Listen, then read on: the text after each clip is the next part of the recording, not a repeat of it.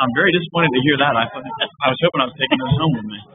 So maybe going to present them to the lady who's giving us the original water color. Okay. Yeah. Awesome. Well, I will do my best to scramble out and away so I'm not into the background.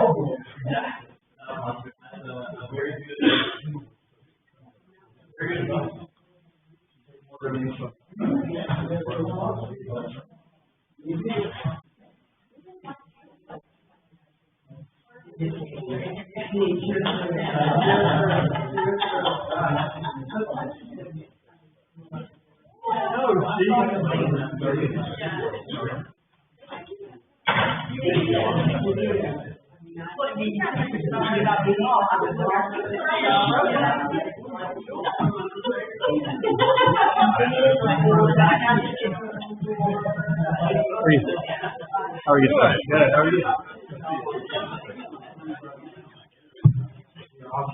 I get up and get one time this in over here. She said, you better trust it.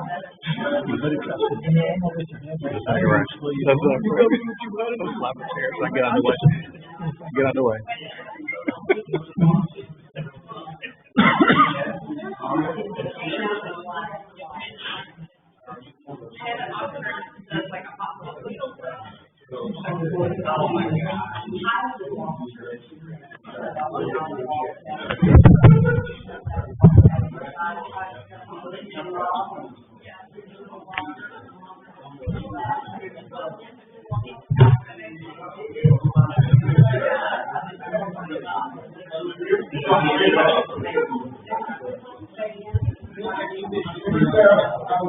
Hey there.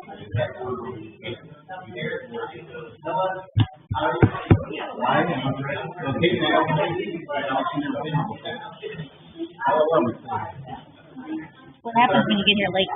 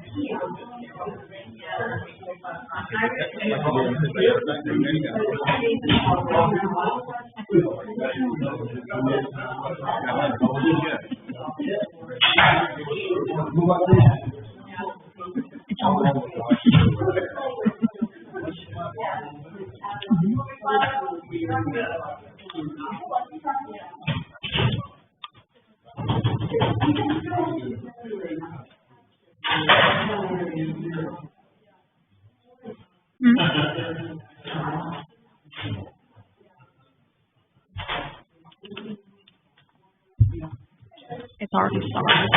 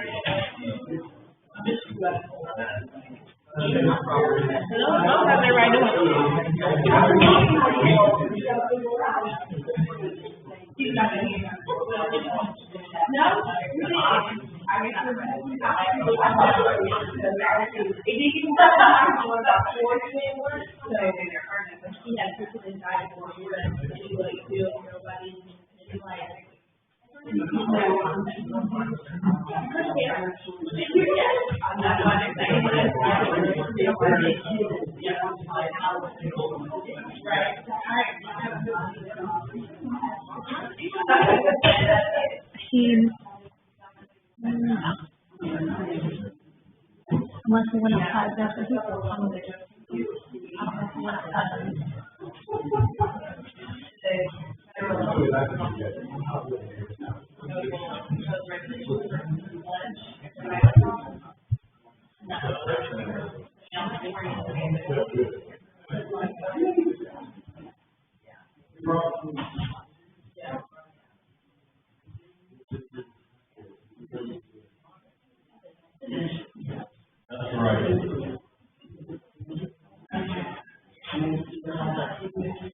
Yeah, he's been dead about 15 years. But we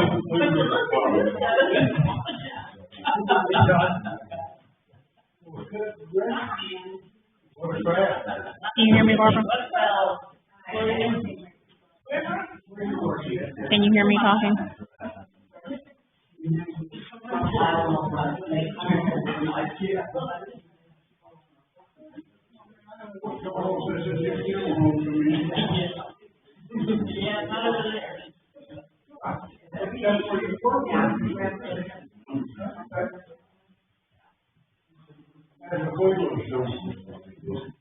Can you hear me, Barbara?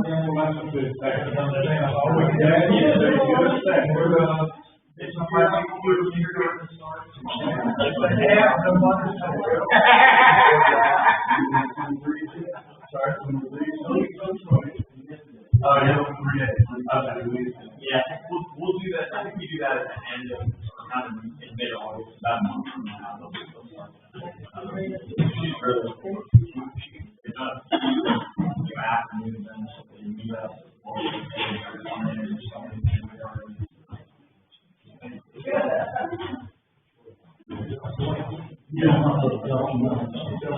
Well, yeah, I mean, that's wild. How are you doing? How are you doing? Good to see you, sir.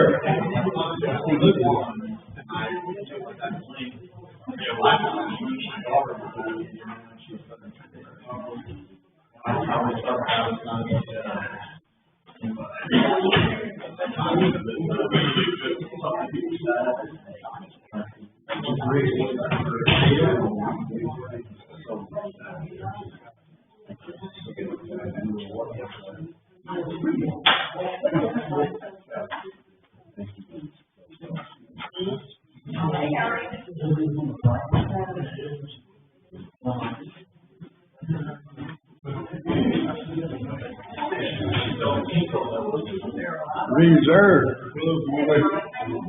You can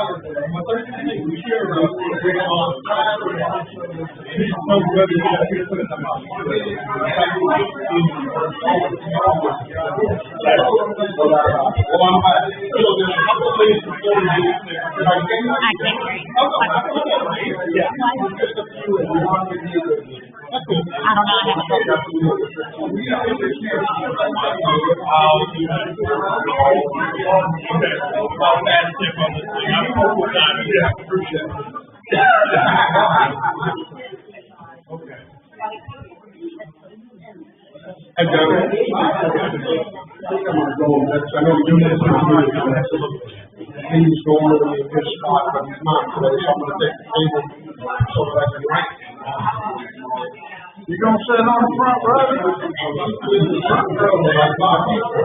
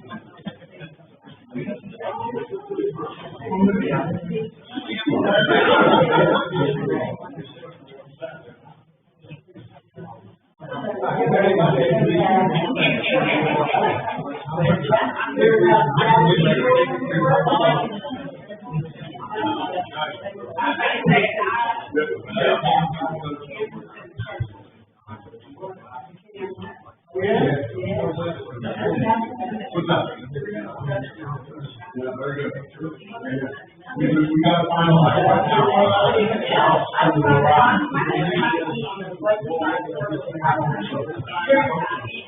They want all copies of it. Can we get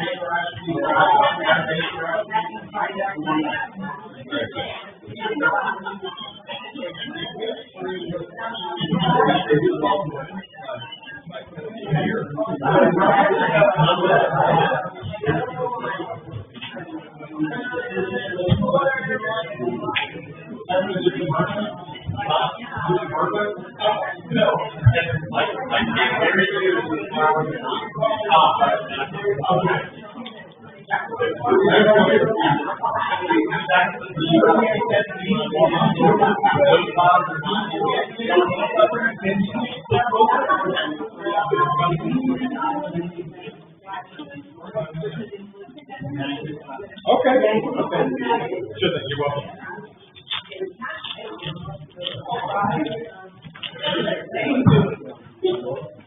Hello, how are you?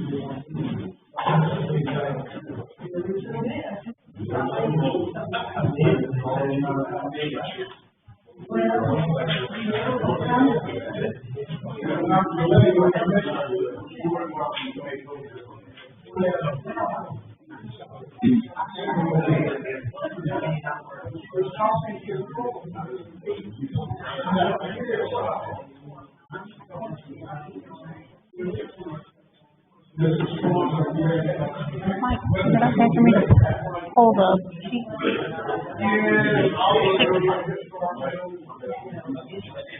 Is there anyone else that wants to sign for public comment?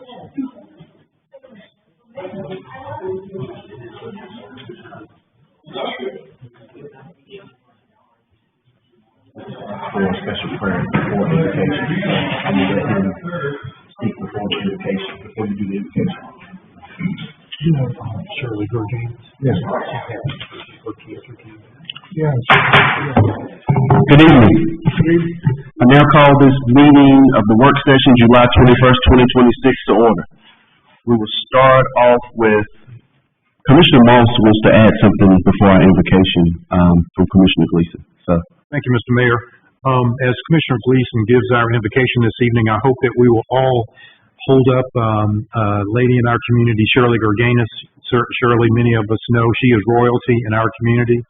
She is having surgery tomorrow, and I'd just like to ask all of us to keep her held up in prayer. Thank you. Commissioner Gleason. Heavenly Father, we come before you with grateful hearts, seeking your guidance and wisdom as we make decisions for the city of Creedmoor. Grant us clarity, humility, patience, especially me, and unity of purpose. Help us listen with compassion, speak with integrity, and act with courage. Bless Creedmoor and its leaders and all of our residents. Amen. Amen. Pledge of allegiance, Commissioner Kaczynski. To the flag of the United States of America and to the republic for which it stands, one nation, under God, indivisible, with liberty and justice for all. Roll call. Madam Clerk. Commissioner Gleason? Here. Commissioner Moss? Here. Mayor Pro Tem Wilkins, Present. Commissioner Kuczynski, Commissioner Way, Here. Mayor Downey. Here. All right. Happy to do the approval of agenda. Mr. Mayor, before we call for a motion on that, I just want to get clarification on a couple of things if I could, sir. Okay. Okay, so, number one, I didn't see, at least on this agenda, that we have a space for commissioner remarks this evening. Is that correct, sir? That's correct. Okay, all right. Well, just so you know, what I was intending to hopefully get to mention tonight, was to request that the data center ordinance that the planning board approved on July 9th be posted to the city website, so maybe I'll just send an email, if that's okay, to hopefully get that done. I'll let that one go. I'll send you an email also on these other things, but that was my big one. Yeah. Just one question on that. The text amendment has not been approved by the Board of Commissioners. I said it was approved by the planning board on 7/9. I understand that, but we have to look at it and approve it before it can be made public. And then it's gonna go before a public hearing. I disagree, sir. It's now a public document. It's been approved by the planning board. No, planning board cannot approve it. Well, it's been recommended. They can recommend it for approval. But it is a fair point that it is a public record. Mr. Franklin.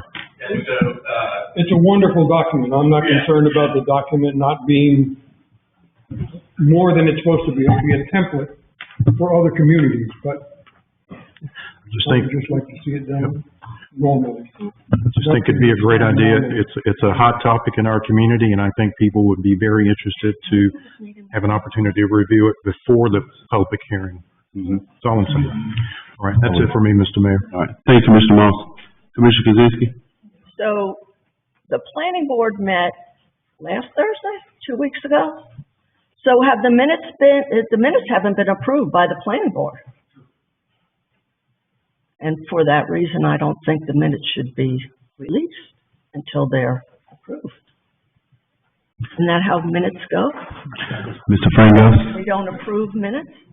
The agenda is a public record. The draft ordinance was included in the agenda. It is therefore public.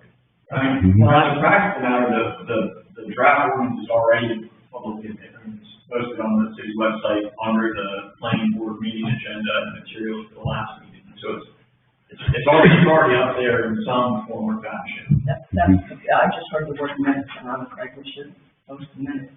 Oh, no, minutes have not been adopted. Okay. The draft ordinance certainly. All right. Commissioner Gleason? I'd like to ask that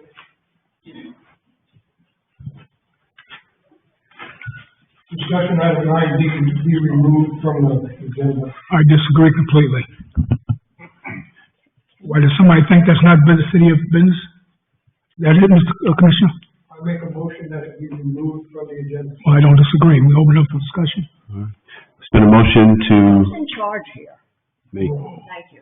It's been a motion to remove 9D from the agenda. Is it in discussion? It is. Oh, Second. we need to second that. All right, discussion? Go. Yes, sir. Mayor Pro Tem? Well, the reason I put it up, because the government should not pick winners and losers. No, he's not gonna make it Hey, down. listen. Hey, we're gonna do this in an orderly manner. We're gonna speak. In an orderly manner. We're gonna do this tonight in an orderly manner, Commissioner Gleason.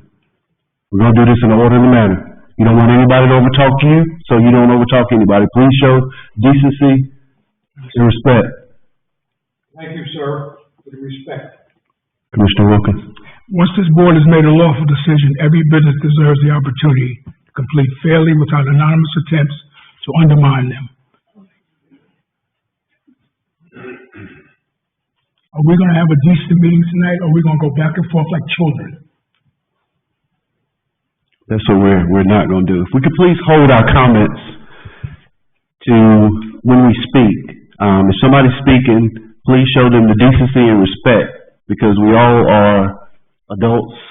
We have guests in the audience, and We want to hold this in a decent and courteous manner. Please. And the reason I did want to bring it up later on tonight, because if you say nothing solid can be interpreted as acceptance. When a local business owner is subjected to anonymous attacks after following every rule established by this board, I believe it's appropriate to speak up for fairness. And that's why we like to see it left on the agenda.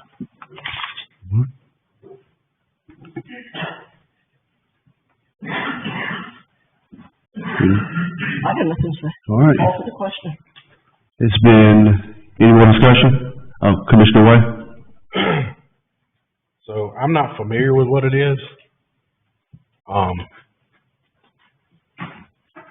But if people have their freedom of speech, ever how they want to present it, I don't see where that's a decision of the board to present itself.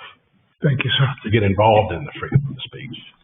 With that being said, I don't understand why it's being brought for us to have a discussion on it at this dais. I think, good, bad, or indifferent, the world of social media is a gremlin. It's a gremlin. And social media in itself just leads to a whole bunch of negativity and things of that nature. And everyone's entitled to their opinion. Everyone's entitled to their right and how they want to document things and put things out there for the people to interpret. But I don't think it's a decision that falls upon this board to have a discussion on tonight when we need to stick to basic city business. Mayor Pro Tem. Commissioner Way, I don't disagree with you, and I support the constitutional right of freedom of speech. But that also protects the right to speak. It does not prevent the rest of us from saying that anonymous attacks on local small businesses fall short of the standards of honesty and stability our community deserves. All right. Any more discussion? All right. It's been a motion to remove 9D from our agenda. It's been seconded. All in favor? Aye. All opposed? No. No. Motion carries 3-2. Let's keep burying the truth.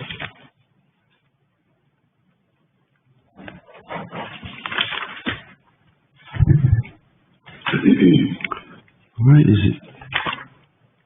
So what makes this motion? Mr. Mayor? Yeah.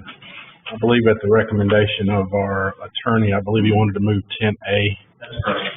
He wanted to move 10A to 9D. Is that right? Was it discussion? 8D. 8D. I think 9F is fine as well.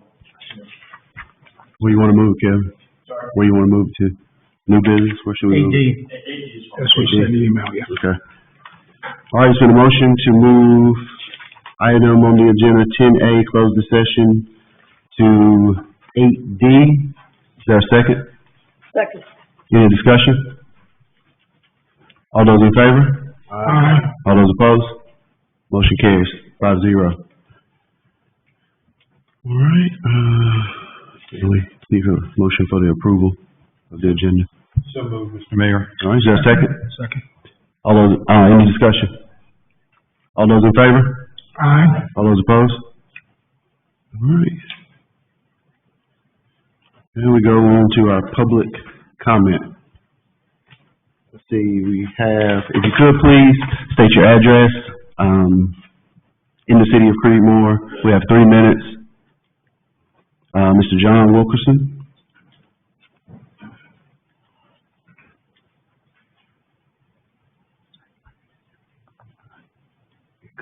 Good evening, sir. I'm John Wilkerson, 308 South Main Street here in Creedmoor. I wanted to come in tonight and ask to get some rethought on closing for holidays of the gym up there. We recently, because the July 4th was on a Saturday, and the employees in the extra day went and closed down things on the 3rd as well. What I wanted to ask is, because there's people that go to that gym to be involved with exercise, and there's hardly no one there that isn't a city employee. There may be 1 or 2, but because there are enough subs that are available, could you close off the back doors and put do not enter on it and a sign that said members only allowed today, and work it so that they don't have to do that again? Because there's a lot of people that go there to exercise and they ain't got a cotton picking thing to do with the city government. And I just wanted to see if you all had any thoughts on that. Oh, yeah. It's not a question and answer, thing. You give your public comment, we take it in consideration, but we don't answer right back. Sorry, Mr. John. So that was what I wanted to ask about, because I'm sure it could come up again. And with, I know that, there is a couple, three, employees that do work there, but there's enough people to do volunteer work and other things to sit at the front and allow people to come in. So I was wanting to ask the board to consider that so that it doesn't occur like that again. Yes, sir. Thank you. Thank you, Mr. John.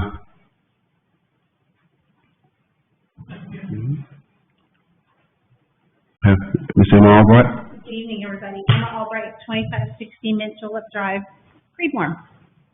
Just have two comments. One is on the PFAS subject. We all recognize that PFAS is a serious issue, and it's something that communities across the country are dealing with. Continuing to talk about the problem is important, but at some point in time, we need to focus on a practical solution. I believe in Creedmoor, we should concentrate on helping homeowners understand the process when it comes to their concerns with their water. Report the issues to SCWASA, allow the engineers to evaluate the situation, and then follow the recommendation that they provide to correct the problem. That is a constructive path forward that addresses individual concerns that rely on the expertise of the professionals who manage our water system. Let's continue educating our residents and encouraging them to report problems promptly and focus our efforts on the solution that can make real differences in our community. And then the other part that I had was just a point on Kevin's update on our A motion. I appreciate the commissioning group just following up on this and keeping the residents at bay on what's going on. And we appreciate the commissioner's continued attention to this matter. I respectfully request that Mayor Antoine Downey consider resigning from the position to allow the city of Creedmoor to avoid any additional financial burdens and legal expense associated with the A motion proceedings. Thank you.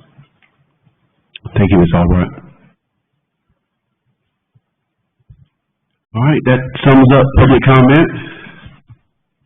Next, we have the donation of the original watercolor painting of Creedmoor historic landmarks to Miss Elizabeth Donahue. I'm gonna come up and read something, and then I will get you to, because we gotta make this big. So.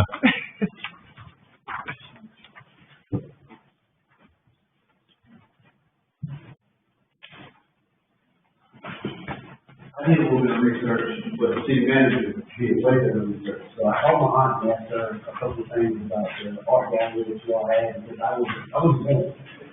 So I had a little bit, and then this city manager does a little bit deeper. So just Rich, thank you so much for reaching out to me, and giving your wife the respect that she deserves. All right. Introduction of Miss Elizabeth Lee Donahue. Elizabeth Donahue is a multimedia artist who strives to convey her Christian faith in her work by capturing the presence of peace and beauty of the environment in which she lives.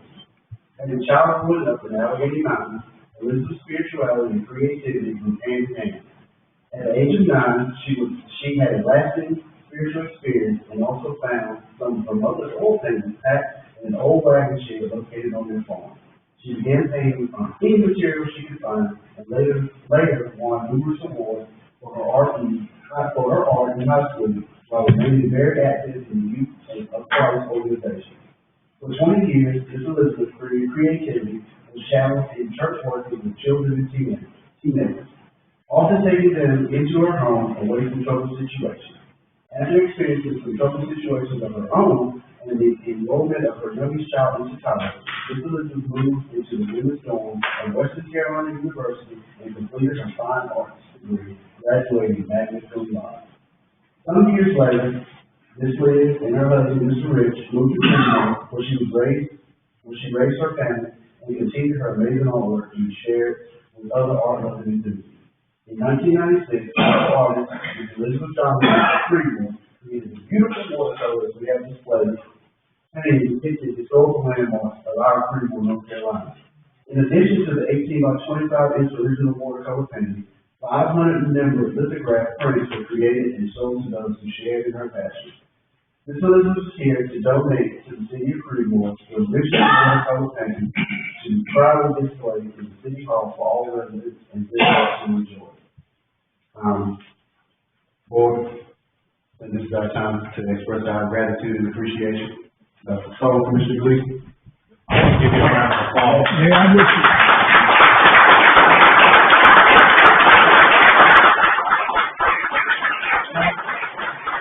Mr. Mayor, I know you said, you want to start with Mr. Gleason, but I stood up and ruined your moment. I apologize. Ms. Donahue, I want to say thank you, for your talent and for your, capturing what Creedmoor is to a lot of people that grew up here. And a lot of these landmarks that are on there bring back a lot of memories for a lot of people here. So again, thank you for your donation of this beautiful, true work of art for our community. Thank you. That's what I had to say. I'm sorry, sir. Commissioner Gleason, this was my pleasure meeting you, and I talked to the guy who you control normally the other day. It was a pleasure to meet him. Magnificent and for old people like me, looking at stuff like this is very rewarding. Thank you. Well, I was standing here, looking at the painting again, Rich and Liz, and sadly, I know where all of these places were. Some of them are still around, but where many of them were here in Creedmoor. We would maybe be the oldest rat in the barn. Probably knows a little bit more than I do. And there was no picture of the drugstore.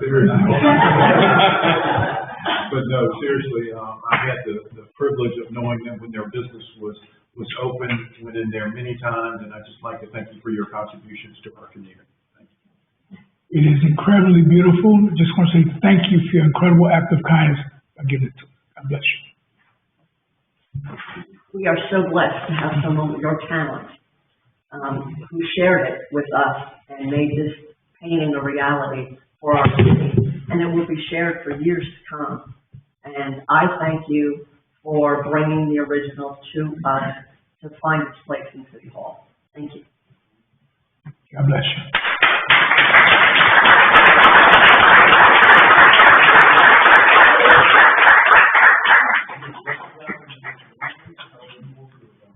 Well, this is the first time I've been to a city meeting, and it's so formal. I feel like I'm in court.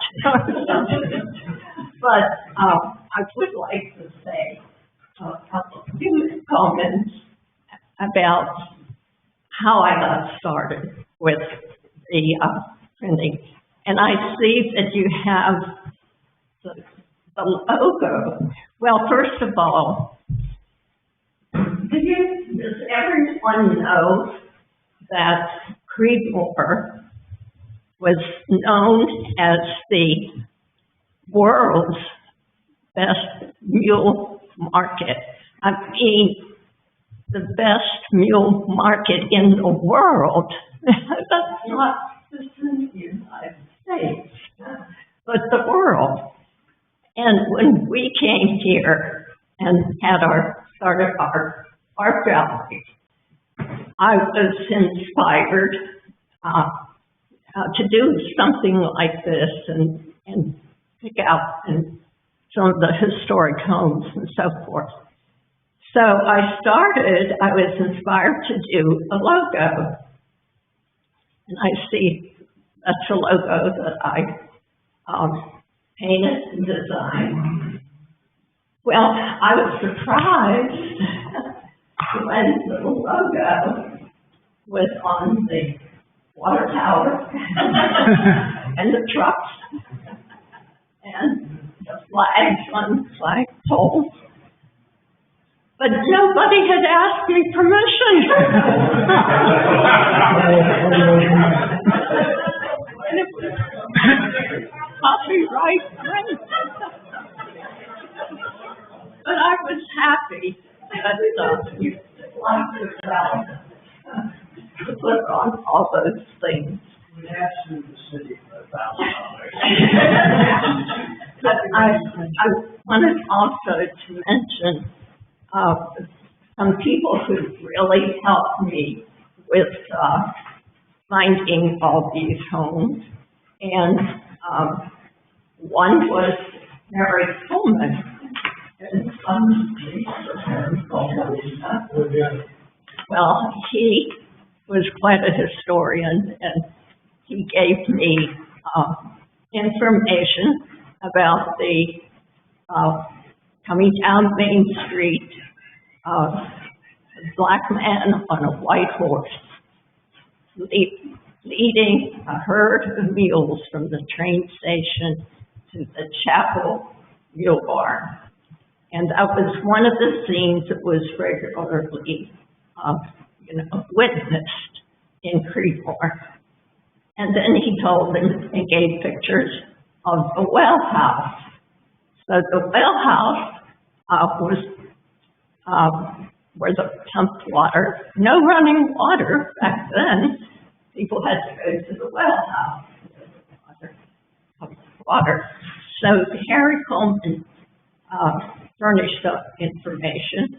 Also, there was an older gentleman that was very talented in music and had some notoriety. And I learned about him after I painted this, or I would have loved to have him on here. But every house and every building on this montage has its history is recorded in this heritage. This is a big volume. I just took the cover off because it's pretty heavy. But every house is listed in here, its history. That's on that montage. And also other homes that were right in the vicinity of Creedmoor, like the Seven Gables and Allen Langland's house and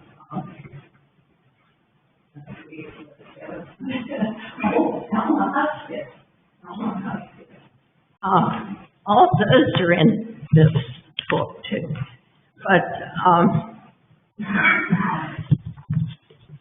I'd like to point out just one house in particular that's on the montage because, well, I want to say, first of all, I never painted any of the paintings that were shown in this book, from the paintings in this book. My cousin went around, looked up all the houses, and took her own photos, and I painted from them, except for the chapel barn, or the chapel mule barn, because it was in disarray at that time. But, one of the homes on that montage is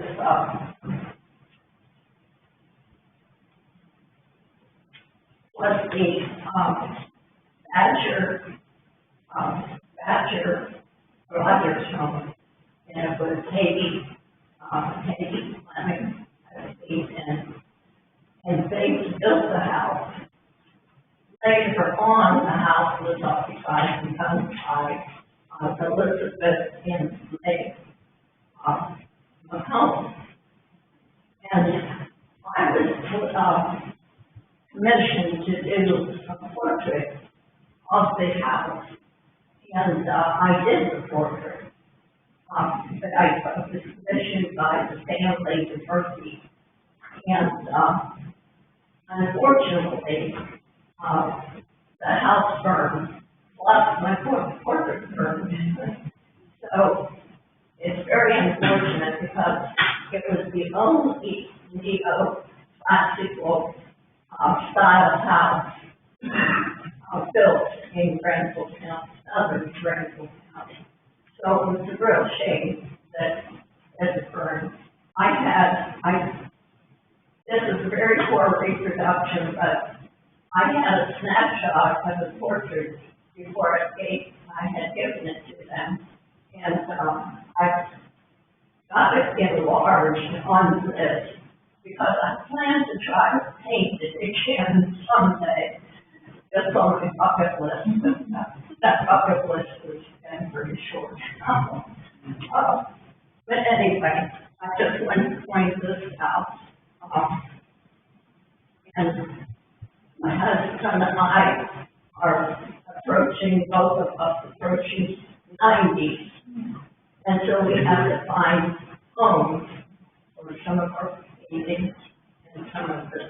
And so I'm very happy to donate this picture, and I'm so glad that you like my logo.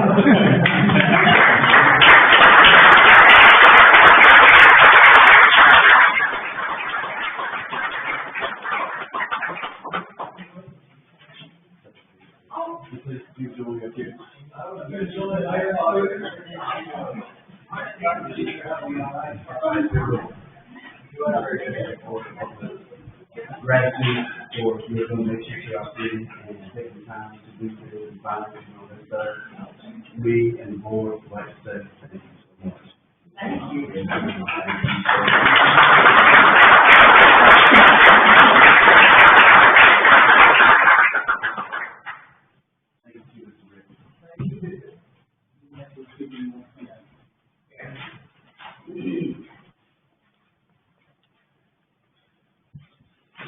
All right, proclamation for Parks and Recreation Month.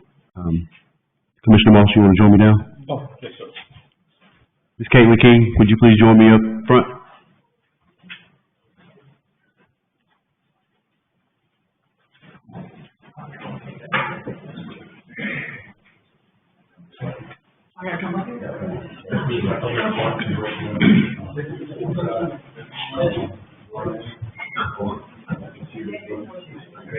David, please join us up here.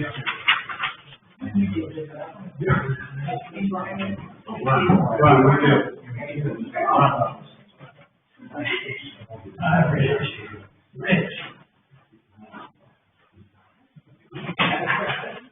How's the lady for? That's what the representative. All righty, we have a proclamation of designation of July as Parks and Recreation Month. Whereas Parks and Recreation is an integral part of communities throughout our country, including the city of Creedmoor, and whereas Parks and Recreation promotes health and wellness, improving the physical and mental health of people who live near parks, and whereas Parks and Recreation promotes time spent in nature, which positively impacts mental health by increasing cognitive performance and well-being, and alleviating illnesses such as depression, attention deficit disorder, and Alzheimer's, and whereas Parks and Recreation encourages physical activities by providing space for popular sports, hiking trails, swimming pools, and other activities designed to promote active lifestyles, and whereas Parks and Recreation is a leading provider of healthy meals, nutrition services, and education, and whereas Parks and Recreation programming and educational activities such as out-of-school time programming, youth sports, and environmental education are critical to childhood development. And whereas Parks and Recreation increases our community's economic prosperity through increased property values, extension of local tax base, increased tourism, and attraction and retention of businesses, and crime reduction. And whereas Parks and Recreation is fundamental to the environmental well-being for our community. And whereas Parks and Recreation is essential and adaptable infrastructure that makes our community resilient in the face of natural disasters and climate change. And whereas our parks and natural recreation areas ensure the ecological beauty of our community and provide a place for children and adults to connect with nature and recreate outdoors. And whereas the U.S. House of Representatives has designated July as Parks and Recreation Month, and whereas the city of Creedmoor recognizes the benefits derived from Parks and Recreation resources. Now, therefore, be resolved by the City of Creedmoor Board of Commissioners that July is recognized as Parks and Recreation Month for the City of Creedmoor.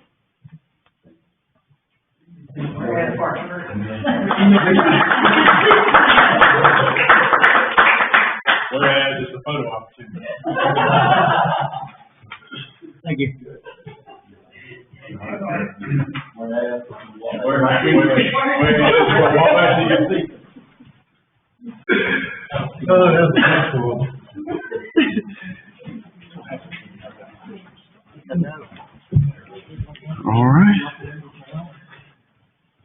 All right, 7C, understanding the impact of PFAS pollution in North Carolina cities and counties. Ms. Dominique Boudry. Beaudry, I'm sorry. All right. If it's okay, I'm actually going to kind of do it sideways because I think everybody deserves to be spoken directly to, and it feels weird to have my back to folks. So my name is Dominique, and I graduated from Duke with a master's in public policy, focusing on chemical policy regulation and the way that communities interact with it. I got involved in this because when I was 27, just a week after I turned 27, I got diagnosed with a chronic type of cancer that I still have today. It does not run in my family. It is not something that you get inherited, anything like that. But the reason that I went to the doctor about it is because everybody in my town was getting sick. And that is still true to this day. We have high rates of ocular melanoma cancer, so cancer on your eyeballs, where children under the age of 25 are having to get their eyeballs removed. This is right here in North Carolina. It is an issue that I care deeply about because I don't think that anybody's children, right, should have to go through that, and no family should have to be dealing with that. So for the sake of time, I'll go through my past, but here I am today talking about a bipartisan issue because it has affected me personally and in my community, and it is present here in Creedmoor. So an overview quickly of PFAS, what it stands for is perfluoroalkyl substances, and there are between 10 and 15,000 different types of chemicals that fall in this class. We have a really outdated chemical policy registry, so we don't know exactly how many chemicals there are in this class. But they're all created with this carbon-fluorine bond, which is incredibly difficult to break. That's why they get called forever chemicals. They don't break down naturally in the environment. And they accumulate in your body. So the more that you're exposed to them, the more dense it is in your body and the higher your risk of different cancers, developmental issues for children, pregnancy-related issues increases. It makes things waterproof, oil-proof, grease-proof, non-stick. That's why it came out into society and has been used in so many different products. About 99% of people around the world have PFAS in their blood, but there are some jobs like firefighters, medical professionals, and different industry jobs where you get a higher exposure through your work. Drinking water is the primary point of pollution because you're literally ingesting it and going right into your body, but it is also in our food, in the consumer goods that we buy at Walmart and Food Line, in our soil, and in our air. It travels in a cycle, which makes it quite difficult to address because it is in so many different things. But through that cycle, wastewater treatment and water in general is the through line, which is why SWASA is dealing with this and installing the granulated activated carbon. But as you can see, it's in things like if you get a stain-proof rug that you're really excited about because your kids aren't going to ruin it, now your kids are on the stain-proof rug that is covered in a chemical that is known to be associated with different types of cancer and health issues. It's also being uptake into our food. So if you get food that's grown in an area with PFAS pollution, you're ingesting it. This is especially true for beef and cattle farming. So it's a big issue in North Carolina. The first time PFAS came on the scene is 1947. That's a Teflon ad about a nonstick pan. What a way to start married life. I thought it was funny.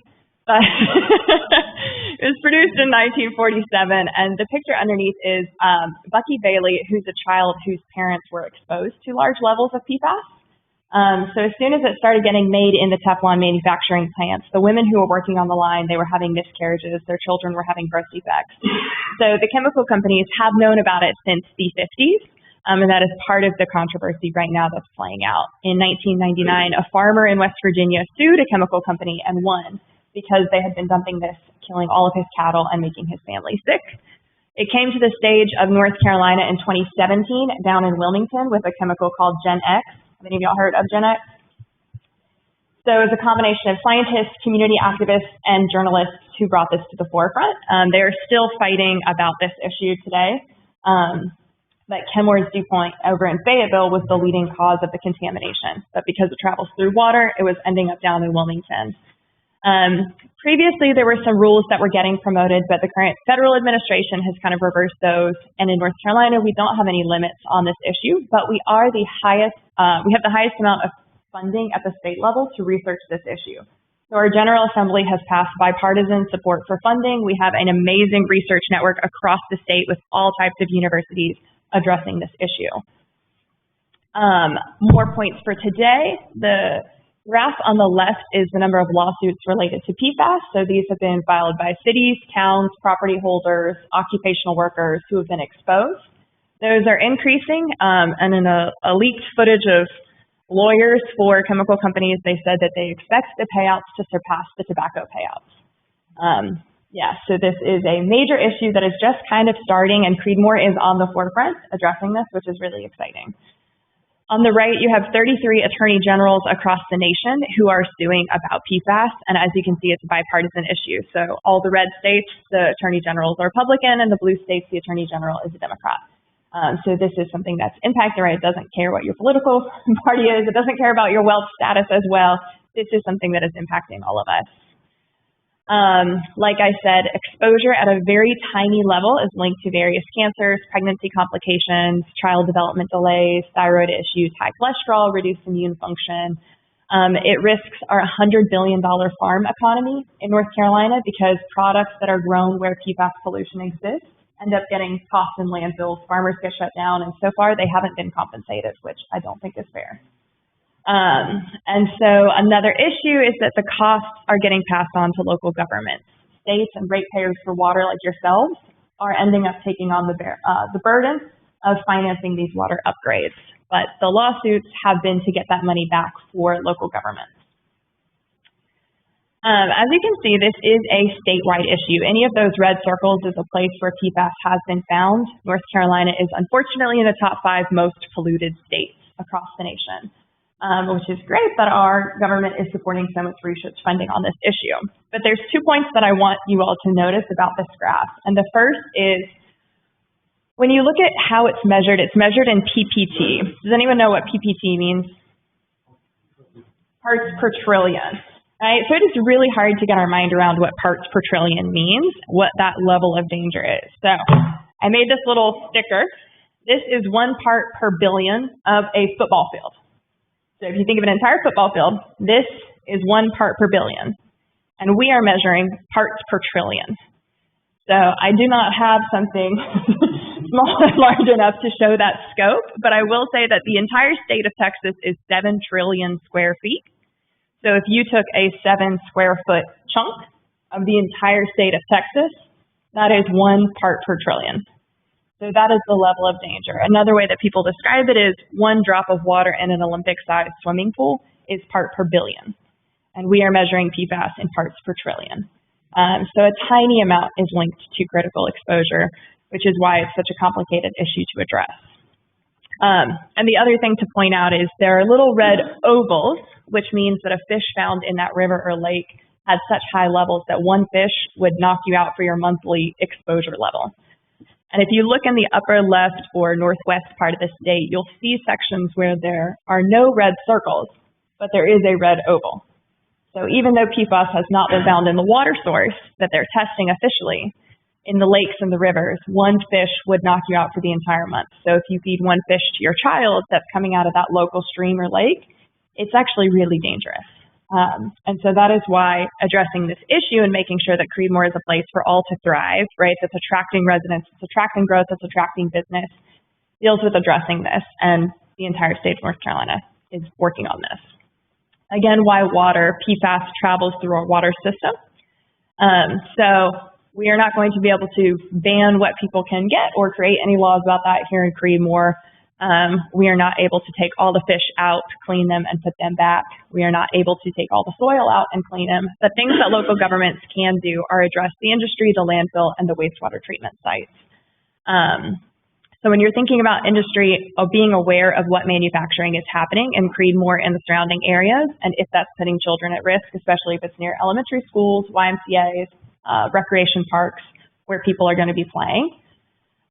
Checking on firefighter sites and military sites, which because they use this type of foam to put out fires, tend to have really high levels of pollution. And then when dealing with the water treatment plants and the effluent, which is the discharge, both the drinking water and the wastewater, as well as making sure that all private wells are getting tested, because that is not usually covered in state studies at the moment. It's usually public water sources. And then checking on the fish in local lakes when people are using them for food. And then last, addressing any issues with landfills, and then making sure that sludge, biosolids, and fertilizers are being documented. So does anybody know what biosolids or sludge is? It's the waste that comes out of our sewage system that gets compressed down and processed and used as fertilizer. It's really cheap for farmers. It's so great. It's like you take the poo, it feeds the soil, everything's great. Yep, I know it's kind of gross when you think about it, but it's been a really healthy part of our system. Unfortunately, if we're not pulling PFAS out, it's created a direct deposit of sludge, and that is a huge issue of concern in North Carolina, especially in a more rural farm country. And then last, water filters are touted a lot as a solution in your home, but then that water filter itself becomes a waste filled with PFAS. So making sure that the disposal of the water filters in people's homes is being done carefully and mindfully, right? Because you don't want to be just turning it right back in the system and costing folks a bunch of money because they are quite expensive to replace. Out of this map that's pretty commonly cited from the Environmental Working Group of suspected sites of pollution, I pulled up specifically for Granville County and tried to look specifically at Creedmoor. It wouldn't let me get close enough, but even in the ones that it listed, the Seguasa, the Haynes Dye Fishing, Mount Hope Plant in Butner, the Environmental Services Veolia in Creedmoor, and then Revlon Plant and Oxford Wastewater Treatment Plant. It didn't pull up firefighting test sites, Camp Butner Training Center, which are probably likely spots of PFAS pollution. So just something to be aware of as you're thinking about how that land gets used, which is really relevant for city commissioners, right? Land use is one of your big topics. So one of my recommendations is to find a way to identify the full list of sources, and there's a couple databases that you can use to pull together just to make sure that as the city is growing and developing, you're not putting inadvertent risk on any families, and you're not creating an issue down the line where a farmer opens up an organic farm only to find out that they've been creating produce that's laden with cancer chemicals and feeding it to folks who've been paying a premium. Other issues to be aware of is in the community, how things you can do yourself. So one of them is the old adage of eating more fiber, which I know sounds so silly, but for short chain chemicals, which is one type of PFAS, eating fiber does do a very good job at getting it out. It doesn't get the long chain ones out. Blood donations are helpful to reducing your load, which is kind of morbid because it does go in a bag and go to someone else. But that is good for you personally, because then your blood is diluted and the regenerative blood does not have PFAS in it. So firefighters who donate blood have significant less cancer risk related to PFAS. And then alerting local businesses to the issue, because you don't want people to be inadvertently putting their livelihood at risk, other livelihoods at risk, and making sure that workers are aware of any risk that's happening. Seguasa is already working on a water upgrade treatment, which is exciting, but making sure that that landfill cycle that we saw is not getting just inundated with that wastewater. And then I do think it is most up to the community as to what priorities are going forward. But I'm happy to answer any questions. I'm sorry for this split discussion, but thank you so much for your time. Thank you.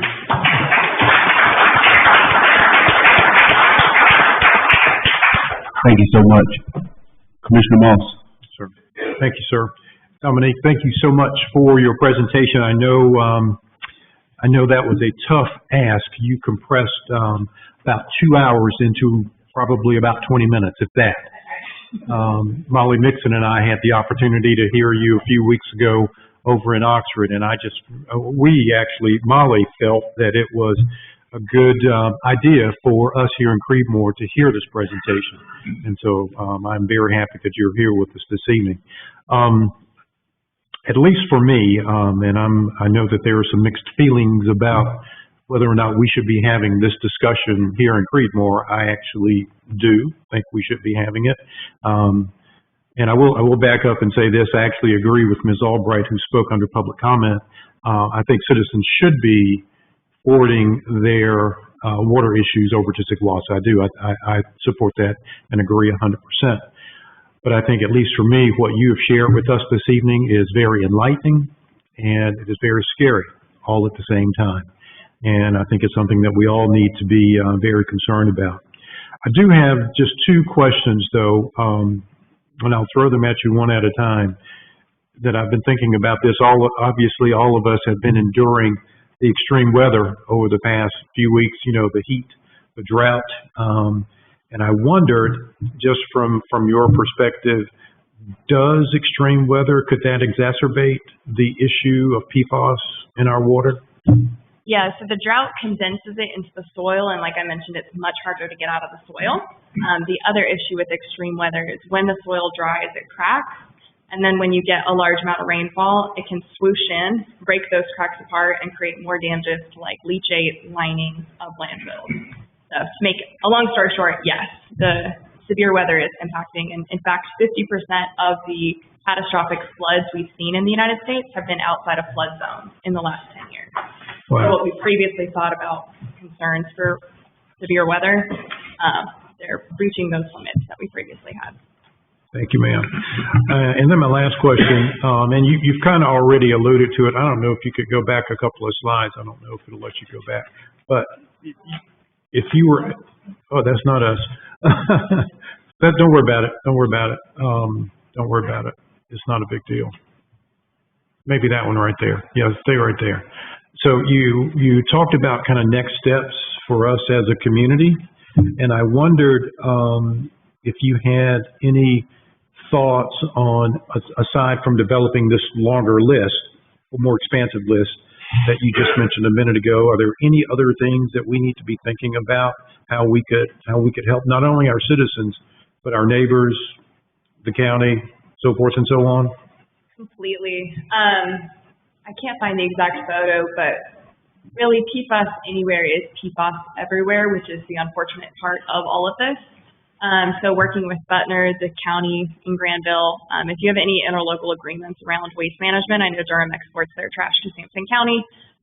So any types of those local agreements would be important, because even if Creedmoor is taking amazing steps to deal with their PFAS in their water, if Butner has a major site of PFAS pollution, it's going to cycle right into Creedmoor, and it's going to cost you all more money to be removing it. So it is something that is why the Attorney General is suing, because it is such a large-scale issue, and it doesn't recognize complete city borders. So I would definitely recommend working with towns, municipalities, the county, and there are different resources happening at the state level that I'm happy to connect y'all with through Department of Environmental Quality and other resources.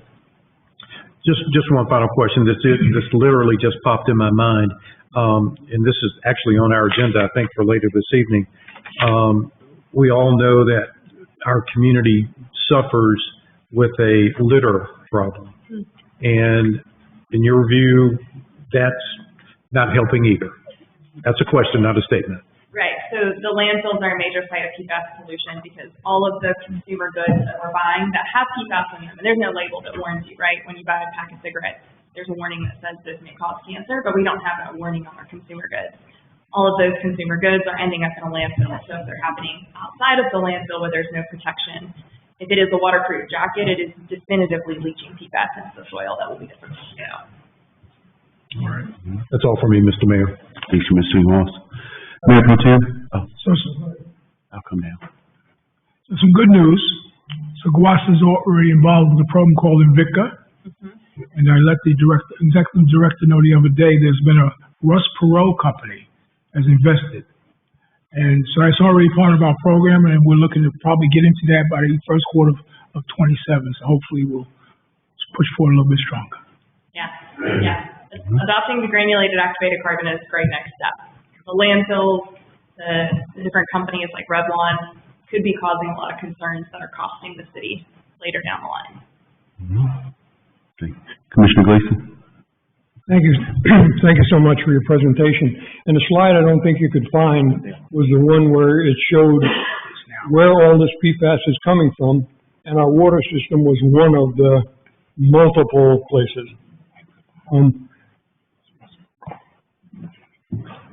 I was around in 1947 when they had made the first frying pan out of whatever. There's two people on this board, myself and the gentleman at the end, that were part of the group of people that really pushed this thing forward in 2019. When your chart goes up where you see all the claims, it's firefighter claims. If it wasn't for the firefighter claims and the court cases that were going through the roof, nothing prior to April of 2024 gave water companies anything about PFAS. Wasn't on any documents that they had to show. In 2024, in April, the EPA passed a litigation that says you have to have 4 parts per trillion. At that April meeting, it was actually discussed at the Shigawassee board meeting, and it was kind of a little laughter here and there from a couple of people, because they said you can't even measure the 4 parts per trillion, so how are we going to do it? And I was a little upset, because it was kind of like taken lightly, and I knew why we were where we were. At the next meeting, which was May of 2024, I was back at the meeting, they were already starting to discuss it, and by the next meeting, plans were starting to go into place. My 2 youngest daughters ran through foam when they were 6 and 7 years old, because what would the fire department do at the end of an event? They'd cover the field with foam and let the kids run in it.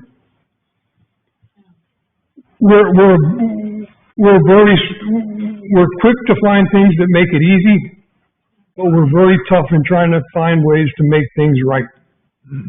All I wanted to say is your presentation was spot on, and I do have to say that, again, I agree with your remarks about Shigawassee, that they are right on it. The new administration wants to move the timeline out to 31. I don't think Shigawassee is going to go for that. They're going to get their job done when they need it done. So again, I hope, the public needs to stand by our Shigawassee people, and also make sure that anything that's in our community, dumps, whatever, landfills, transfer sites, all try to come into, and hopefully, the chemical companies that have created this mess will continue to be made to pay to help the costs of Shigawassee homeowners that have wells that are next to a landfill that have PFAS levels that'll, maybe the drink of water would give you cancer, I don't know. But again, thank you for the presentation, and I just want everybody in the public to know that it is being worked on because of people like yourself who push it. So, thank you.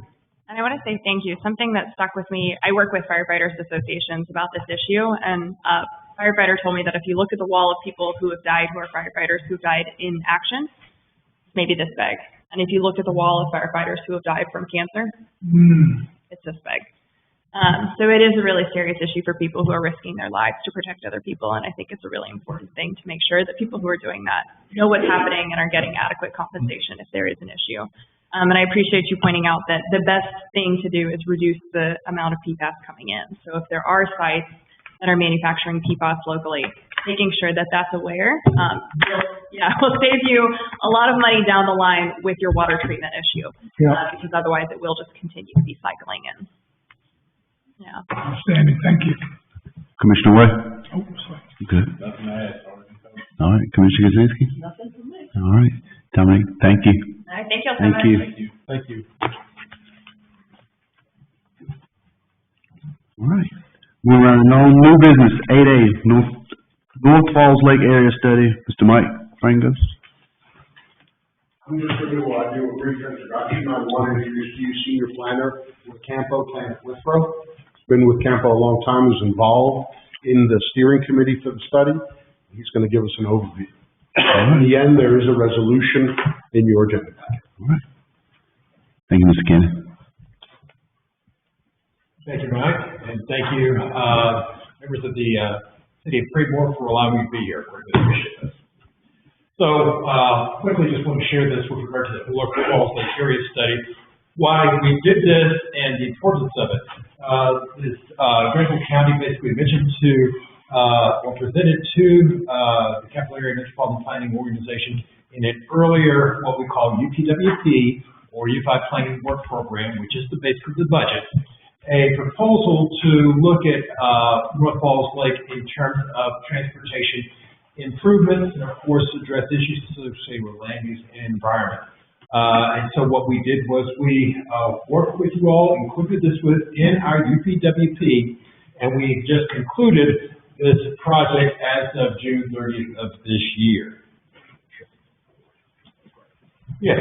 So basically, I'll just quickly go over the agenda in terms of the engagement, which was very important, the environmental and utility considerations, land use, the transportation recommendations, as we are a transportation planning agency, and Dr. overview and going over next steps. So the general area that we covered was just not southern Granville County. We included up to the city of Oxford and 158, as well as portions of western Franklin County and northern Wake County. But largely the epicenter was in Granville County in terms of what was occurring. And so a lot of growth is occurring in this area, and we wanted to make sure that this area was fully covered. And of course, the area is incorporated within the Campo planning jurisdiction. So overall, we looked at issues associated with the environment, which was very unique because with regard to a transportation plan, the main things we really focused in on transportation and land use. But the environmental piece was very unique, and we incorporated that and addressed that in our conferences and things of this nature. So we wanted people to know how Granville County and how this particular study was very important to us. And so we wanted to, of course, like I said, understand the environment, identify the land use vision for the area, and through that develop an updated transportation plan for the region. So who was involved in this particular process, which was so important when you do transportation planning? We had a core technical team of staff members. Mike Frangos was included, as well as Dallas from the city of Creedmoor, and of course us as staff, along with the Triangle West TPO, which is basically what was previously named the Durham Chapel Carville NPO. So there's regional cooperation. We do a regional metropolitan transportation plan, as well as CARTAR RPO, which is the Rural Transportation Planning Agency in the area, along with NCDOT. So those were the staff members. We included elected officials, so we appreciate those elected officials from our area who were, or from your area, who were involved in the process, as well as stakeholders who constituted such agencies as NCDOT, as mentioned, Seguasa, and various community organizations. And very important process to this is not just those organizations and entities as far as stakeholders. The other key was the general public at large, and we'll talk about that briefly. And so the general theme is, of course, what we captured from the public was the desire to have more amenities and businesses while preserving the rural character and sensitive watershed areas for agricultural uses. Address concerns with regard to traffic congestion and safety, which is important. particularly on roads that have been particular rural farm to market roads, now becoming increasing with motor vehicles using it, and the desire to see have this area be have an economic center of its own. So an interdependence on the region, but yet being distinct, important in and of itself in terms of being a place where people would come to as a destination, and not just a community beverage community for Raleigh and Durham. So the environmental considerations we took into account were the watershed, the soils. Of course, we know that this is part of the Triassic Basin. Took into account groundwater availability as well as water and sewer service in the area. And the other thing we wanted to note was possible land use scenarios. So as we were going out to the public to get their input, we took into account 4 possible scenarios for the region. Business as usual, how things are carried on as it stands. Economic growth, focusing economic growth and new jobs in mixed-use centers, strong towns where your emphasis is on the compact development around town, such as Creedmoor, Butler, Oxford, and watershed protection. How to ensure that the watershed that is available, particularly Shark Falls Lake, environmental protection is clearly understood and distinguished and highlighted for the area. So those are the land use scenarios. And this basically takes into account from the standpoint of technical analysis, what we looked at in terms of economic development and open space based on those 4 scenarios. So, for example, with regard to open space and environment as it relates to economic growth, of course, it has negative impacts upon your impervious surfaces and urban footprint, whereas with regard to your watershed protection, it's more of a positive position with regard to your impervious surfaces, urban footprint and growth. And of course, with regard to the same in terms of economic development, it's basically even keel versus within the watershed protection scenario, and where you're talking about economic growth, of course, those areas have a more positive objective. So one of the things that we include, excuse me, in the process is determining place types. One of the things that's important in terms of land use planning is we use a particular model called community bid, and taking into account the business as usual place type. This is what it looks like right now with regard to the place type. But with regard to the preferred scenario, you can tell based on the shading and colors where we basically took all the scenarios that we looked at, and we condensed the growth in specific areas, particularly around Creedmoor, Butler, and Oxford, with concentrations closer to western Franklin County, particularly on US 1, and some fairly more of a development, of course, what's occurring in southeastern Ramsey County, with ribbons and opportunities for watershed protection, particularly in that middle section when we look at NC 56 South, and then to the north as you look toward Tar River, where that is preserved with a strong green ribbon in that Tar River area, and that was the preferred scenario. Oops, went too far. There we go.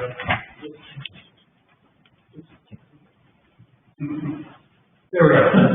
Okay, with regards to the third scenario, this is what we wanted to look at in terms of improvement. So at the top you see improved town center area development and in-town residential development. We combine the elements of the initial scenarios into a singular preferred version, focused on intense development around existing municipalities. As we can see here, with regard to the edge areas, so around Creedmoor and Butler, we would want to concentrate development in those areas. And where we want to preserve the rural areas, we place emphasis on preservation around, like I said, the Tar River and around the low intensity development around the North Falls Lake watershed. With regard to the transportation recommendations, of course, we recognize the growth that's occurring in the area, particularly on Interstate 85. We recognize that there's going to be a continual growth. As growth occurs, there's going to be continued expectation for road improvements, particularly on I-85, along NC 56 through town in Creedmoor, as well as NC 56 east of Hester Road and beyond 96. Looking at improvements, not necessarily widenings, but where we can incorporate intersection improvements, things of that nature to alleviate where there are congested points. And we want to include not only roadway improvements, but also bike ped improvements, and where there are urgent needs in the area, look at how we can highlight those. And so we include recommendations for how we can improve that through this area. And so the ongoing efforts we're doing is we've created a report that is included on the CANFO website. If the City of Creedmoor doesn't have it, we can get that for you all, as far as that information. We have recommendations that will be incorporated in the 2060 Metropolitan Transportation Plan. We just adopted the 2055 plan, and so we're getting ready to go through the new iteration of doing a Metropolitan Transportation Plan, and encourage the counties and municipalities to look at ways in which they can best identify approaches to implement recommendations in their jurisdictions. So with regard to the report, we encourage you all to look at that. And as you all look at doing changes with regard to the land use, look at ways in which you can incorporate those recommendations in your land use, as well as what can be done to improve transportation in the area. And of course, next is the adopted resolution, and I just wish to thank you all so much for allowing me to be here. And if there are any questions or comments, I'll be glad to take them. All right. Thank you, sir. Commissioner Gleason? Mr. Moss? No, I do. All right. Kenneth, thank you. Great presentation. Thank you, sir. Just a couple of things. I don't know, I get in trouble trying to do this. Could you go back to the slide where I think it was probably BAUPS on it? That one. Yeah, that one. And yeah, I don't know, there may be another one in there, but I keep coming back to, as I have attended several of the meetings and tried to learn and listen and learn, you know, as it appears to me, Creedmoor is bracketed by Ledge Creek and Holman Creek, those two creeks that flow into Falls Lake at the bottom. And so it seems to me that, and again, this is just my opinion, that we are kind of pushed into the watershed protection strategy, so to speak. And the others, the strong towns, the economic growth, and the BAU kind of come on top of that. But, you know, we have the either fortunate or unfortunate reality of living within the critical area of the Falls Lake watershed. And we have a tremendous amount of requirements that we have to meet in that respect. And it just seems like we're kind of being pigeonholed into the watershed protection model. That's the way it feels. I probably will get corrected at some point, but that's how it feels. And I will tell you, that didn't start at the beginning. I came here this evening to ask the board to consider tabling consideration of the resolution until maybe the August meeting. And this is why at the last meeting, and you may remember this conversation, County Commissioner Russ May gave a very impassioned plea for more attention to transportation-related projects in Granville County. This is great. This is absolutely work that we need to be doing, but it's looking 30, 40 years out. We have needs today. There is a meeting, I think the board is already aware. I don't think the date has been set yet, but in August, Creedmoor, Granville County is going to be meeting with Campo and NCDOT. And so I don't think it's been scheduled yet, but I was going to ask that we wait until after that meeting, but I've since sitting here listening to you, I don't think that's the right approach either.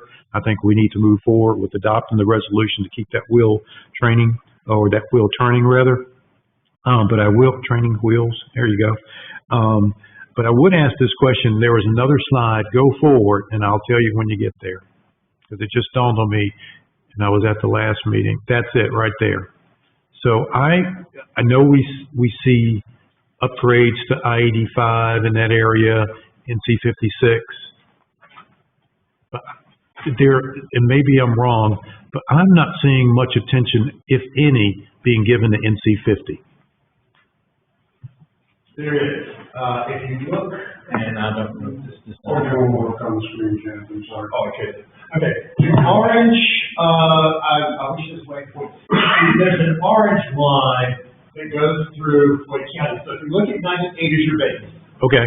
And then scroll up, you'll see an orange, then red, then orange, then red. Okay. That is your NC-50. So if you notice, yes, it's scored high at certain segments.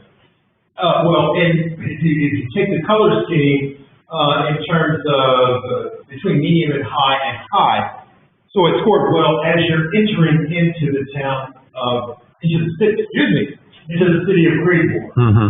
So yes, it is taking into account NC-50, recognizing that years ago, of course, there was an NC-50 corridor study. Mm-hmm. So it does not ignore 50 at all. It still scores high, just compared to some other routes in the area, such as your 56, as you see the traverses east and west.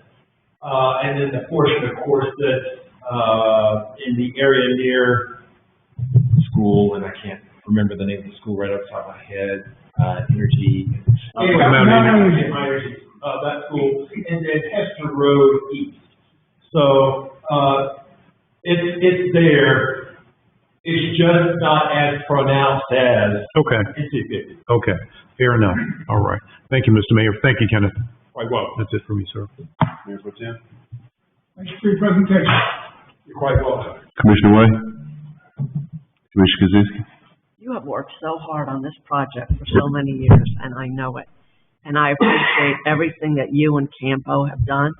I know that Mr. Frangos and Mr. Baker have been involved for our county.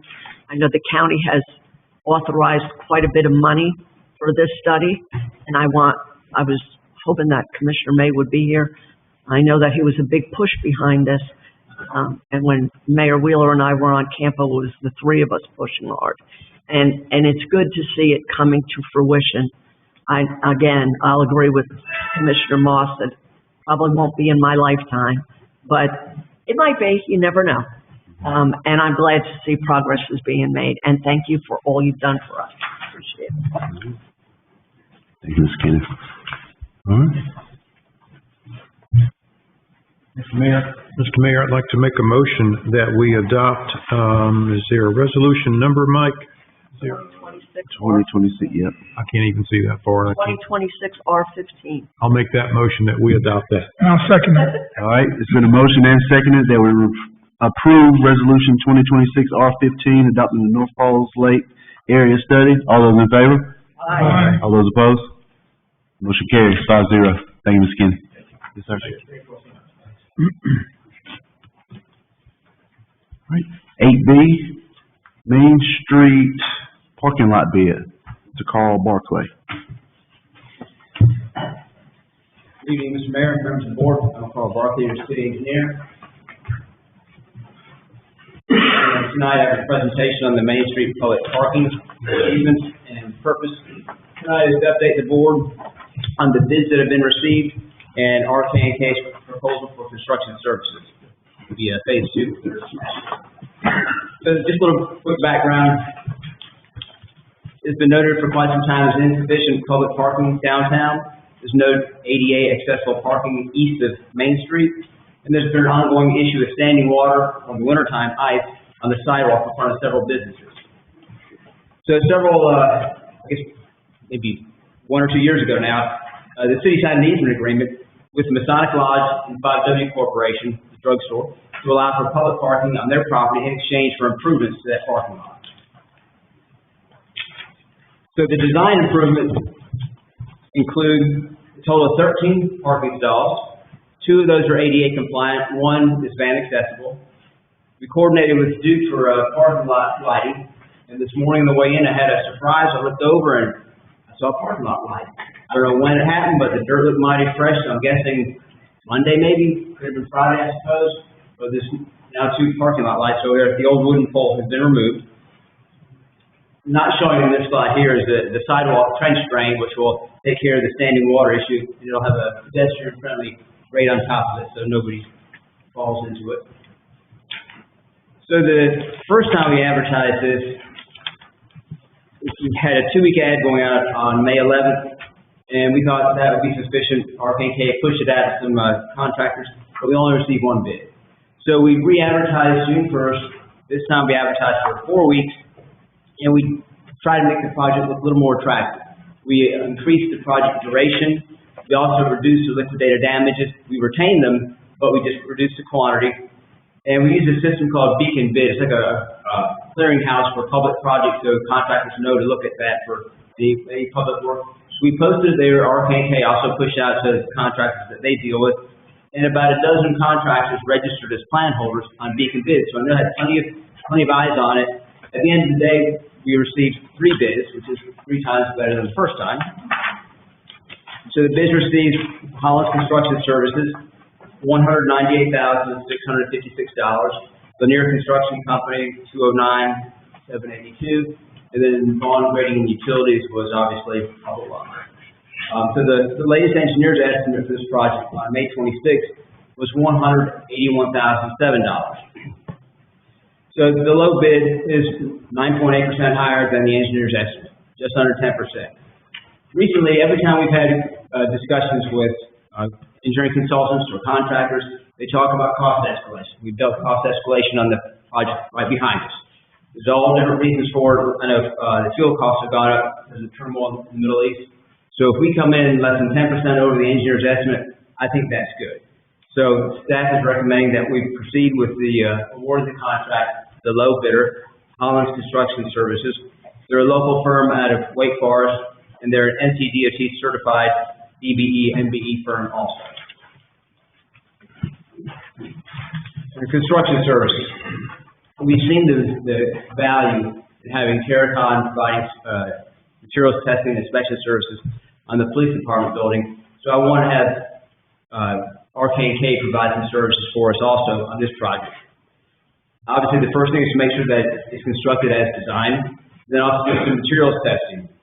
Testing the concrete used in the sidewalk, the ADA accessible access, proof rolling the stone after it is compacted, and then checking the density of the stone and the asphalt pavement after it's placed. We try to economize as much as we could, seeing how the project is very small, and just across Main Street from my office, I'll be working there a lot also. So I'll be the eyes and ears for RK&K. If they want to know, are the erosion control devices in place, I'll go out and confirm, yes, they are. Is the traffic control in place? Yes, is the sidewalk closed properly?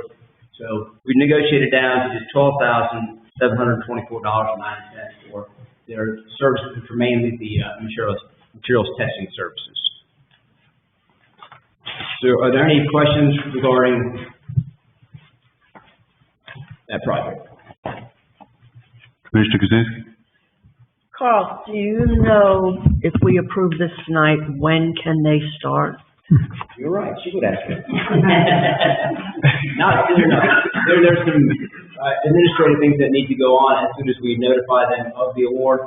I would think the notice to proceed would be about 30 days from now. Do you have any idea how long it's going to take? I think it's a 90-day allowed project. Well, once they start, it won't take long once they get rolling. So, Mr. Mayor, when we're ready, I'll make the motion.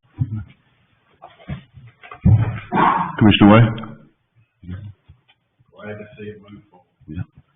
Mr. Gleason? No question. No. Commissioner Moss? No, sir. Mayor Pro Tem? Nothing, sir. All right.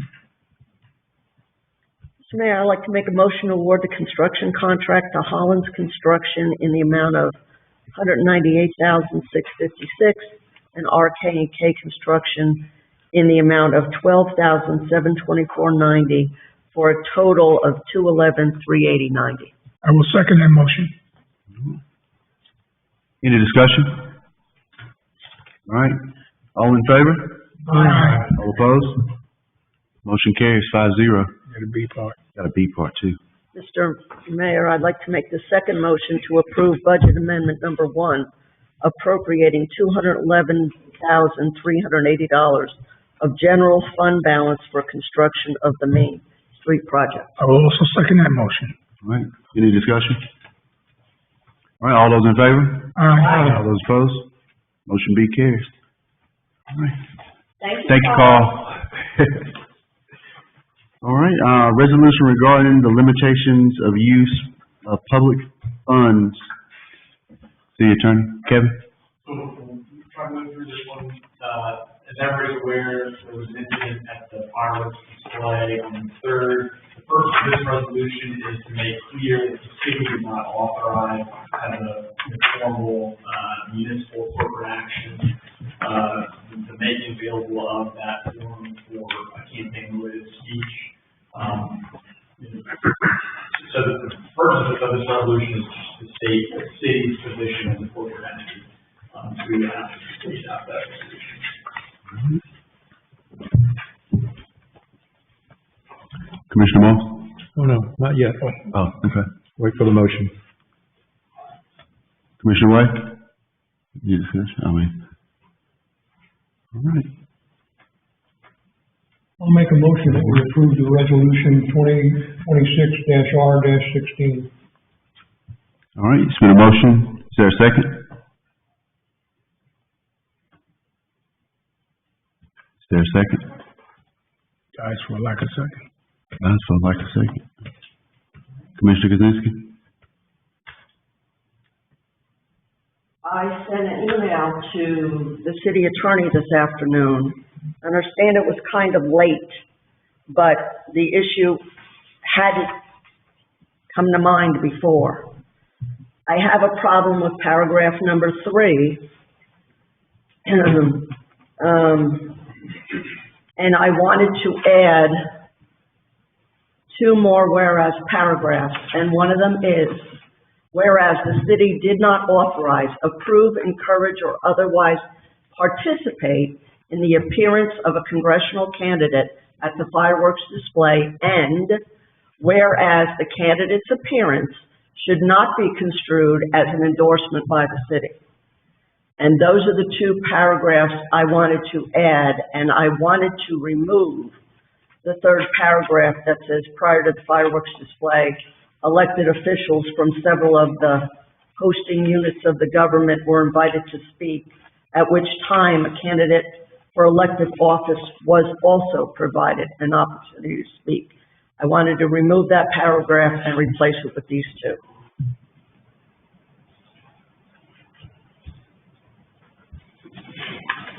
That's up to the board. Okay. Where do we go from here? The motion died. Any discussion? No. Where do we go from here? Discussion. Okay.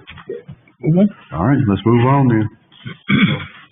Commissioner Kaczynski? I'd like to make the motion that we replace paragraph number 3 with the 2 paragraphs I suggested. That's my motion. All right. Is there a second? Second.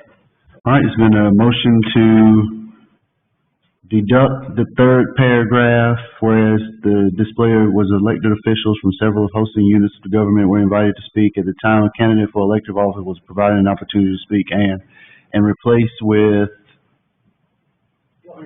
yes, please. Replace them with, whereas the city did not authorize, approve, encourage, or otherwise participate in the appearance of a congressional candidate at the fireworks display, and whereas the candidate's appearance should not be construed as an endorsement by the city. I'm sorry. All right. Is there any discussion? I have a question. This resolution, I wasn't here when this took place. This resolution is something that, as my understanding, other municipalities in the area are creating through their attorneys. Is that your understanding, sir? Yeah, so some of the other local jurisdictions have done similar things. This resolution is intended to state the city's position on the issue. Hopefully, we clear that issue up for everybody. But the resolution is recommended by our attorney to move forward with this. Yes. Thank you. Commissioner Moss? So why don't we just go ahead and, I know Kevin, I'll apologize in advance. I know you didn't want a lot of discussion on this. But I really do think, in all fairness, we should just rip the Band-Aid off on this one. We know who the central player is in all of this. That would be me. And I'm going to begin, I've been thinking a lot about the difference between a cow and a buffalo when the storm is brewing. So a cow will run away from the storm. A buffalo will run to the storm. Why? Get through it quicker. And that is what I'm going to do this evening. So I'm going to start with, and I know we have a motion on the table. I'm going to start with asking what I consider to be a very basic question. Understand that this resolution, I understand its intent, but it is also has a dual intent of indicting me for doing something wrong. I understand that I received the town of STEM clerk, County Commissioner Tim Karen, who's a Republican. That was also signed by the town of STEM, Tim is the town administrator, the town of STEM clerk, Republican school board member, Daniel Hayes. And I understand the motivation around all of that. I get it. But I do have a fundamental question that I want to ask about what's driving it, because I think it's important. Do we actually know what was said? Do we? Does anybody know what was said? I don't. Antoine, you were there. I'm sorry, Mr. Mayor, you were there. Do you know what was said? I didn't hear, I wasn't there for that part. And when y'all took the stage, I hadn't got there yet. If Chief Wheelis were in the room, I would ask him. He is the only other person that was there, aside from myself, that was there. So there is, in my mind, there is actually, we don't know what was said. We really don't. There was no audio recording. There's no video recording. Now, I understand that Mayor Dover, and I always hate talking about people who aren't in the room, because I always think they deserve an opportunity to defend themselves. But apparently, he was offended by something. But the fact remains, we don't know what was said. So, we don't know that city funds were used inappropriately. We don't know that. We can make some assumptions, but we don't know that for sure. The only thing that I will say, and I will end with this, Kevin, and I said this from the very beginning, that if someone needs to be blamed for it, you can blame me. I'm okay. Feel free. But what is not going to happen is you are not going to try to hold city staff accountable for this. That is not going to happen. I promise you. So, Ed, I don't know what you got, but, I'll be ready. I have one question. Okay? Did you hear what was said? I didn't. So that's what I'm saying. How do we know? And I'll just say, I think the point is not that we know what was said or for what, who made this invitation or whatever might happen. The point is that we've got a state law that says municipalities shall not expend public funds for certain campaign-related purposes. This was a event that used city funds as well as other local municipalities and county funds to put on display. The purpose of the resolution is simply to state that it is not the city's intention for this to become a campaign opportunity for anybody. And so that states the city's position on this in voids or makes clear that the city does not take any action to violate, whether, the statute may have been violated or not, makes clear that the city's position is that no city funds were intentionally expended for that purpose. And that's my point. We don't know that. At the very baseline, we don't know that that even happened. Now, if somebody's got something, some audio or video of what was said, then I'm okay. Tell me. You're telling me the person that spoke did not do any campaigning? I don't know, Ed. That's what I'm telling you. Because just to give you the complete sequence of events, he was handing the mic back to me. I was to pray at the event. I was getting my prayer together in my head. I wasn't listening. So, but if y'all want to adopt a resolution, but we didn't do anything. And nobody can prove, what's that you lawyers say? Hearsay? Something about hearsay? Now, I understand Mayor Dover may have heard what he thought he heard. And I'm not going to say he's being untruthful, not my point. But we don't know if we were able to prove, again, putting my lawyer hat on, I'm not a lawyer, but I watch a lot of TV, beyond a reasonable doubt, I would be okay. But it appears to me that we cannot. So if this board wants to adopt a resolution admitting to something that we don't know we did, you go right ahead. City Manager. I've got a statement I've got from an employee I'd like to read. I'm not going to read you the entire thing. I was not there that night. But when this incident happened, of course, I was contacted and told about it. So I began an investigation and got into it and looked into the depth of it and asked the employee that was there with that night if she would give me a statement of exactly what happened, what was said, when it was said, and all that. So I've got one paragraph in here I'd like to read that relates to that because I know everybody's trying to get to the bottom of this. Mr. Behringer was not invited to speak, and his introduction was not planned prior to his arrival. After receiving the microphone, Mr. Behringer introduced himself, commented on the great crowd, and informed the audience that he was running for Congress in November. He had possession of the microphone approximately 1 minute before returning it. So I just wanted to throw that out there for full disclosure. Commissioner Kuzinski.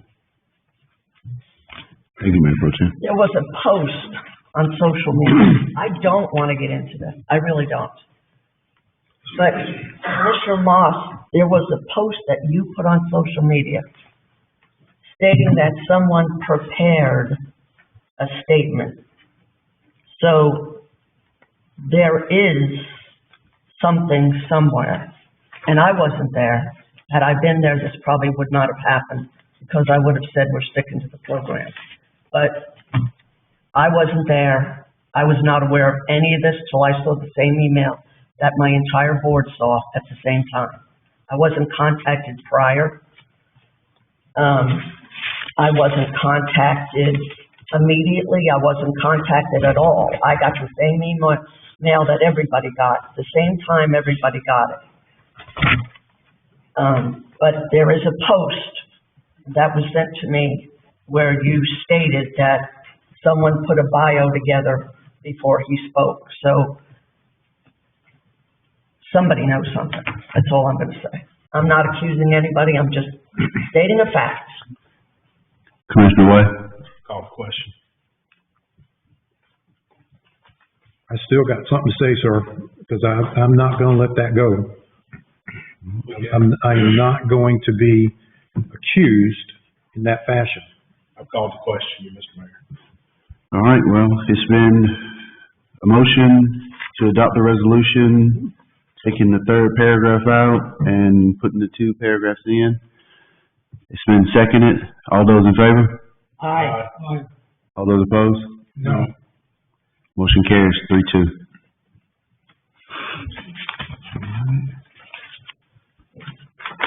8D, Kevin, discussion, investigation subpoena. Yep. So you also have, two draft subpoenas. These are related to a motion investigation. We've been asked, the board to issue the subpoena for Mayor Jordan this evening. The other one, may come back to you at a later date. This is, again, just a subpoena for, an interview related to the investigation. That's asked for a motion to approve that, Commissioner Kazis? Is there any other subpoena besides Mayor Jordan? Like I said, there is another one in there that we've not been asked to issue this evening for Mayor Stovall. Okay. I didn't know if we were voting on one or two. That's why I'm asking. The one that Mayor Jordan been asked to issue. All right. Is it a motion?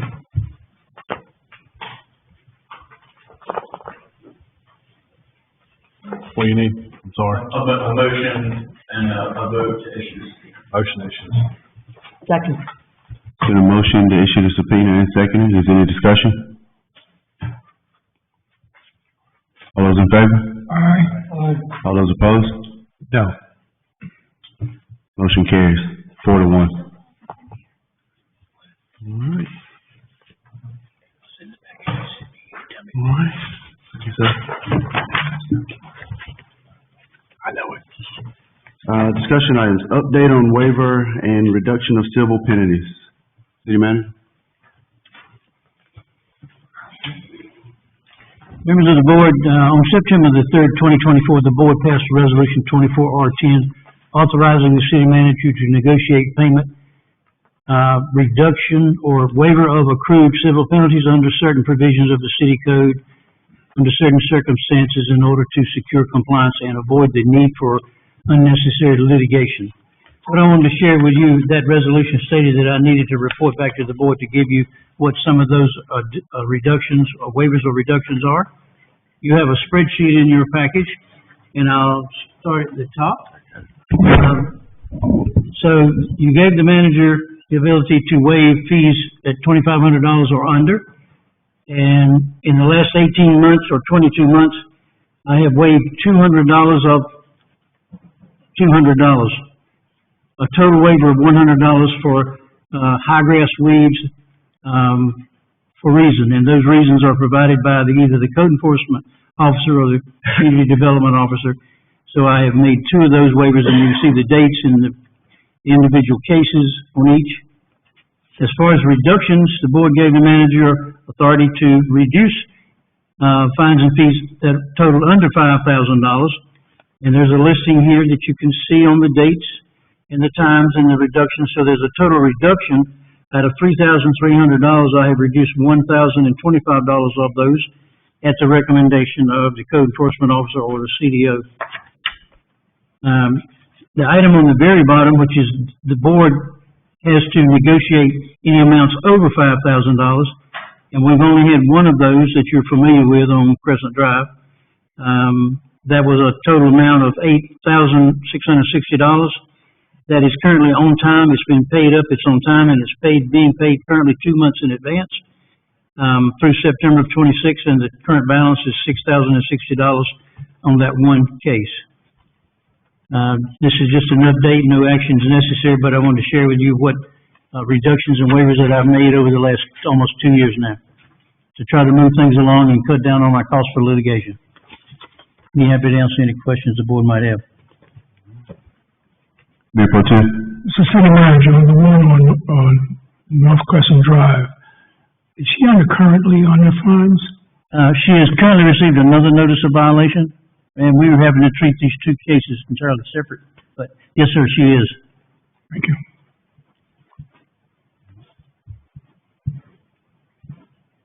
Anything else? Anybody else have any discussion, questions? That's all I got. All right.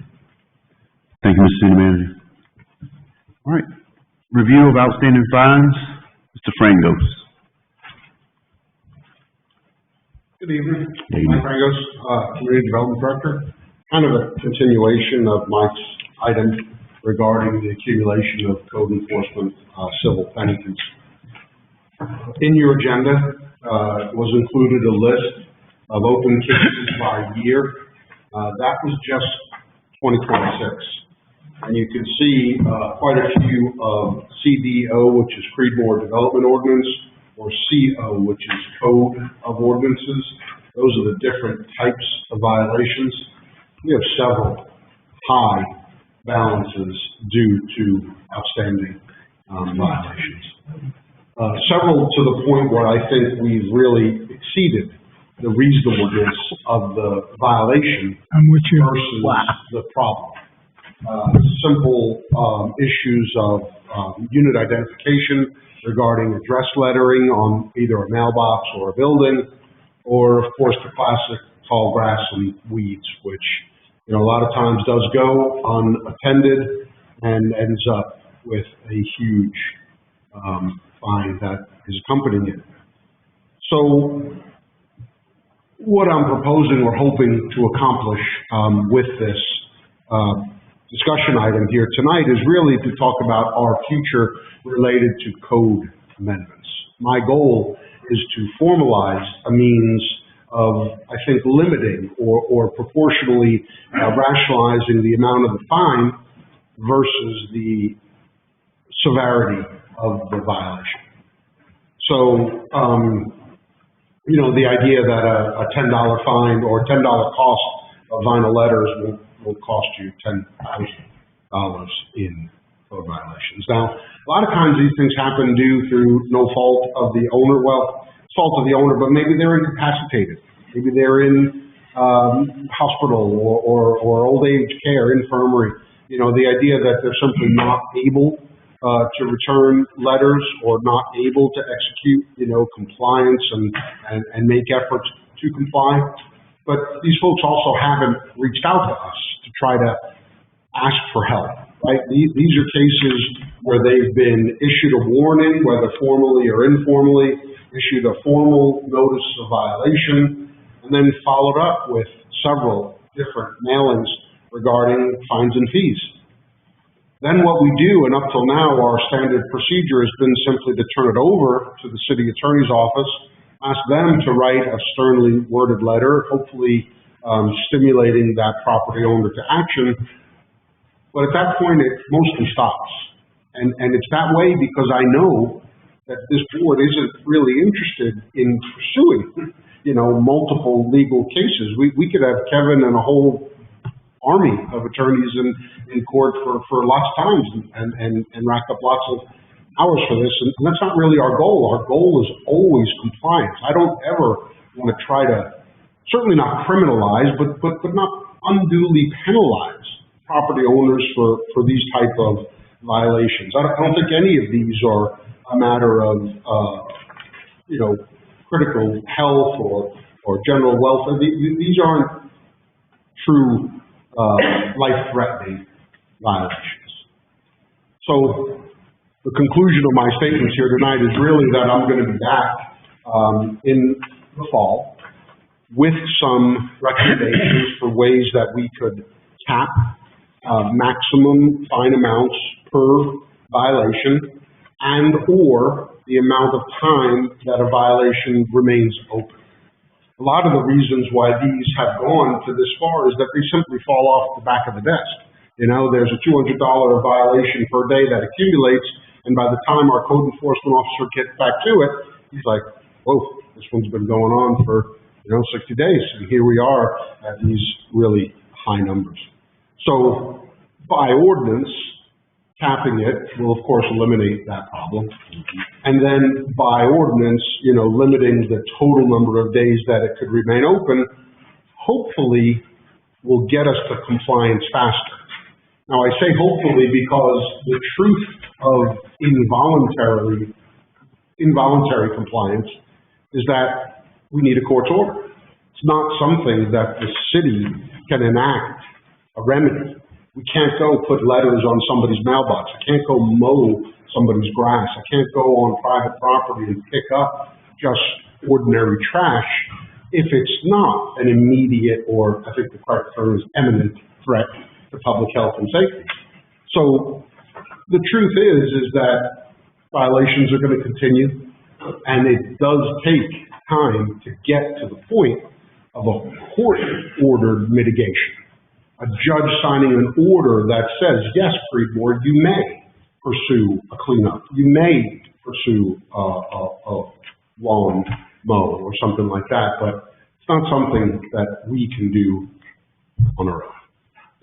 So I just kind of want to make that clear to everyone. I want y'all to understand that there are many of these cases that are out there, but I really don't want us to get back to this point. I want to try to limit the totals, and then I want to turn them over to the city attorney's office as quickly as possible in order to get solutions. I'll stop there and take questions.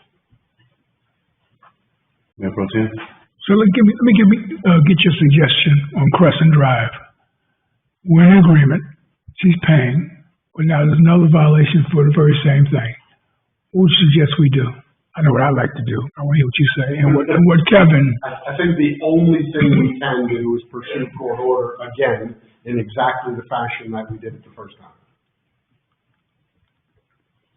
I think we should. There isn't a habitual case just yet because it has to be 3 occurrences within a 12-month period. Certainly this hasn't been that where we could summarily begin fines sooner, right, with habitual or chronic violators, but this is not that. She was in violation a year ago or more, and this would be a new separate case. Commissioner Kaczynski.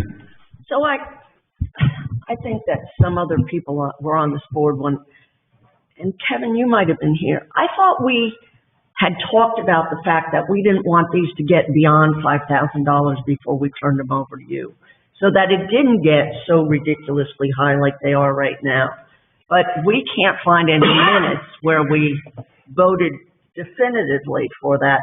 And Kevin, we can't do a tax assessment for these fines? Can we do it with a court order? Well, so a couple things. First, as far as the fines and civil penalties go, the city doesn't get to recover those at all. No, that goes to the schools. Yeah. Goes to the school, right? And so I think there's been a lot of discussion in the past, maybe a little bit misguided about, where's the tipping point where we're comfortable now spending city dollars to litigate some of these, brass doggy mode, given the value of the civil penalties imposed against any of these properties at any given time. And I don't think that that's, a reasonable kind of formula to use, right? Because the city's not going to recoup that money anyway, right? So waiting until a property has, $5,000 in civil penalties against it, in order to take legal action in the hopes that you're going to get that $5,000 back to offset the costs, the legal costs, is just, the math doesn't matter, right? You don't get to offset those costs down. And so certainly the city is more than welcome, or the board is more than welcome to establish a policy that says, at some point, based on whatever calculus or method you choose to use, you want to take more formal, more aggressive enforcement actions. Just understand that you're not likely to get any attorney's fees or court costs back. Now, I will say, and you all, I think we've discussed this in the past, if we get an order of abatement from the court, so typically in these cases what happens is we go to court, judge says, yes, there's a violation here, property owner, you have X number of days, the judge gets to decide the amount of time the property owner has to bring their property into compliance. And the judge says, property owner, if you don't do that, the city has an order of abatement, meaning the city can then either public works or hire an outside contractor to go onto the property, but, mow the grass in this case, or clean up, whatever debris it is. And then the city gets a lien to recover those costs that the city incurred, contractor's costs or whatever other fees, were associated with that action, as a lien against the property. But again, that's only for the costs incurred by the city to an outside contractor or for the actual abatement work itself. Because in the agenda item, where Mike talks about the amendments, he's talking about the total accumulated fine, attorney's fees being included in a monetary judgment in favor. Is that possible? We can ask, but it would be, so the court could, I suppose in theory, award attorney's fees under certain circumstances, but I don't think the city would get to recoup them, so I think those would go. That would be part of the free and clear proceeds of the enforcement action, which under our state constitution can go to the local public schools. Mm-hmm. So, a lot of these fines are for numbering, and I just want to reiterate to everybody that's here, the numbering, the unit identifier is a state law. We are enforcing the state law, and there was a situation on Saturday where a friend that I know's mother stood up too fast, lost her balance, fell backwards, hit her head. And they had the numbers on the mailbox and the numbers on the house. And ambulance came down the street and went right past the house. And it wasn't because the numbers weren't there, it was because the ambulance driver was using a phone instead of the CAD and transposed numbers. But when it's life or death in an ambulance or a police situation, a lot of people in my neighborhood have the 4-inch numbers on their door. But when you're waiting for a police officer or an ambulance, you're usually standing in that door with the door open, so they can't see that number. And that's why it's got to be on both sides of your mailbox and somewhere on your house. If someone's having a heart attack, a minute can mean the difference between life and death. And we're not trying to make everybody's life difficult. It's a safety regulation. You're a firefighter, you know. I mean, if a house is on fire, you know which one is burning, so that's not an issue. But for fire and police, so if you don't have your numbers on like you need to, please put them on for your safety's sake. We don't want to do these fines. We don't want to do these penalties. We just want you to be safe, and it's not our law. The legislature passed this law. We're just trying to comply with it. And like Mike said, putting $10 worth of vinyl numbers on your mailbox in your front of your house is a lot cheaper than a $10,000 fine for not doing it after a year. And some of you might ask a question about haphazard enforcement. I know it's been discussed before. But the truth is our code enforcement officer cannot get all of the town at once, right? He does one street at a time. He does one neighborhood at a time. He might go off and try to review 40 or 50 homes in a day and come back, and he ends up writing 20, 25 letters for folks that don't have the letters, write correspondence for folks that don't have the numbers properly posted. So it's still a problem in Creedmoor. So thank you, Commissioner. That's a good public service announcement so folks can be aware that might be listening. Get those numbers on your house, and Jerry won't bite you. All right. That's all I have, sir. I don't have any more questions. Any more questions? Oh. Commissioner Gleason? Question for, I guess, more for Kevin. In 2011, you would know, the clubhouse on 56 Birch up, which is now a gravel parking lot. Yeah. Commissioner Moss was the mayor, and I asked the city if, he said, no, it's not in the city, it's in the county. So I called the county, and the county said, we got nothing to do with it, it's in your ETJ, your code enforcement or whatever would have to take care of it.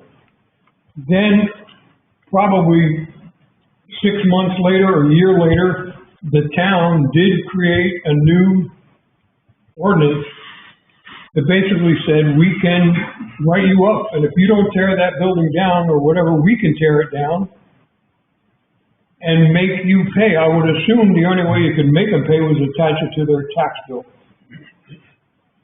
Yeah, or take some legal action. But that, again, I don't have that in front of me, but I know it was around that time that ordinance was, and it was after that that they started doing like the car dealer on a corner, and but prior to that, there was no ordinance that said the city can make somebody tear down a hazardous building. In the CO, there is the commercial, we call it the commercial minimum housing code. It's the idea that if a building is truly in disrepair and in need of demolition, there's authorization to do that. That's in the code of ordinances. Certainly doesn't relate to housing, it relates to commercial buildings, but there is just such an ordinance. Now, I wasn't here in 2011.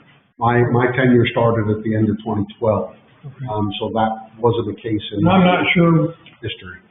we had come back from Florida and their building was burned up, and my concern was not necessarily that it was there burned up at the time, but that it wasn't closed up, it wasn't made safe, it was just left wide open in its path between my home and the school where kids might be walking and whatever, get in there, the roof is collapsed or whatever. But it did, after a matter of months, it was taken care of. And I think it ended up being taken care of by the owner too, because we didn't. And they did, they finally did tear it down, did what they excavated, did what they needed to do. All right. So, Commissioner Moss? Yes, sir. Mr. Mayor, I want you to go ahead and prepare yourself to rule me out of order when I say this. Seriously.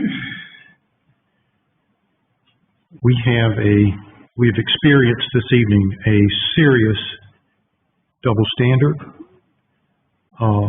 inconsistency in how we approach things. We have a member that had an agenda item that was deleted from the agenda because of a social media post. We had another item that was discussed where a member mentioned a social media post. That is inconsistency. So go ahead and rule me out of order, because I am.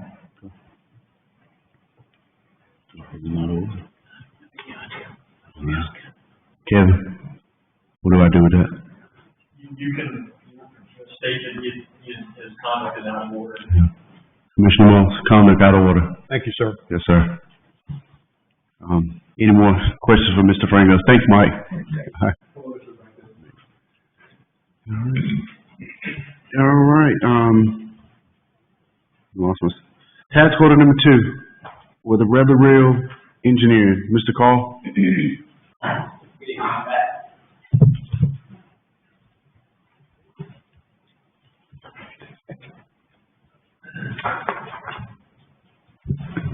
Get you.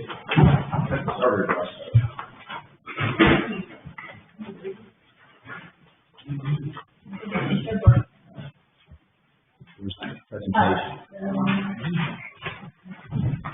There we go. Okay. Sorry about that. South Elm Street Gender Study.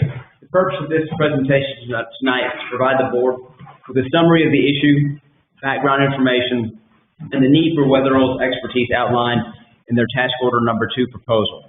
Just as a reminder, Weatherall Engineering is one of our on-call engineering firms.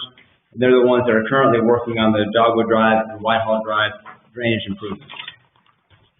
So last fall, the Board of Commissioners heard concerns from the homeowner at 312 South Elm Street. They are here this evening. Mrs. Bale explained the stormwater carried in the roadside ditch of Elm Street discharges onto their property and is causing erosion. And this erosion is allowing the ditch to rapidly move toward the foundation of their home. She reviewed historical satellite imagery, and it appears that this is a relatively new situation. After the meeting, staff was directed to investigate and assist. So, the first thing I did when I investigated was looking at the satellite imagery myself. 2017, can't see any indication of a ditch. 2021, nothing really. Then 2025, there's clearly a ditch right there to the left of the property line. There's no vegetation. It's just dirt. When there's a lack of vegetation in a ditch, it leads to rapid erosion. The roots where it holds things in place, and prevents erosion. When that vegetation is gone, you can expect problems. How fast it erodes, it depends on numerous variables. The type of soil, presence of rocks, is it natural ground or is it fill? So the question is, what changed? I did some digging, and what I found was around 2004, there's some commercial development along West Church Street. And this is pre-Falls Lake Rules construction. So no SCM was required, no stormwater control measure. Now, Falls Lake Rules, they're concerned with water quality, but an SCM also reduces the flow after a heavy rainfall. That's why they're sometimes referred to as retention pond.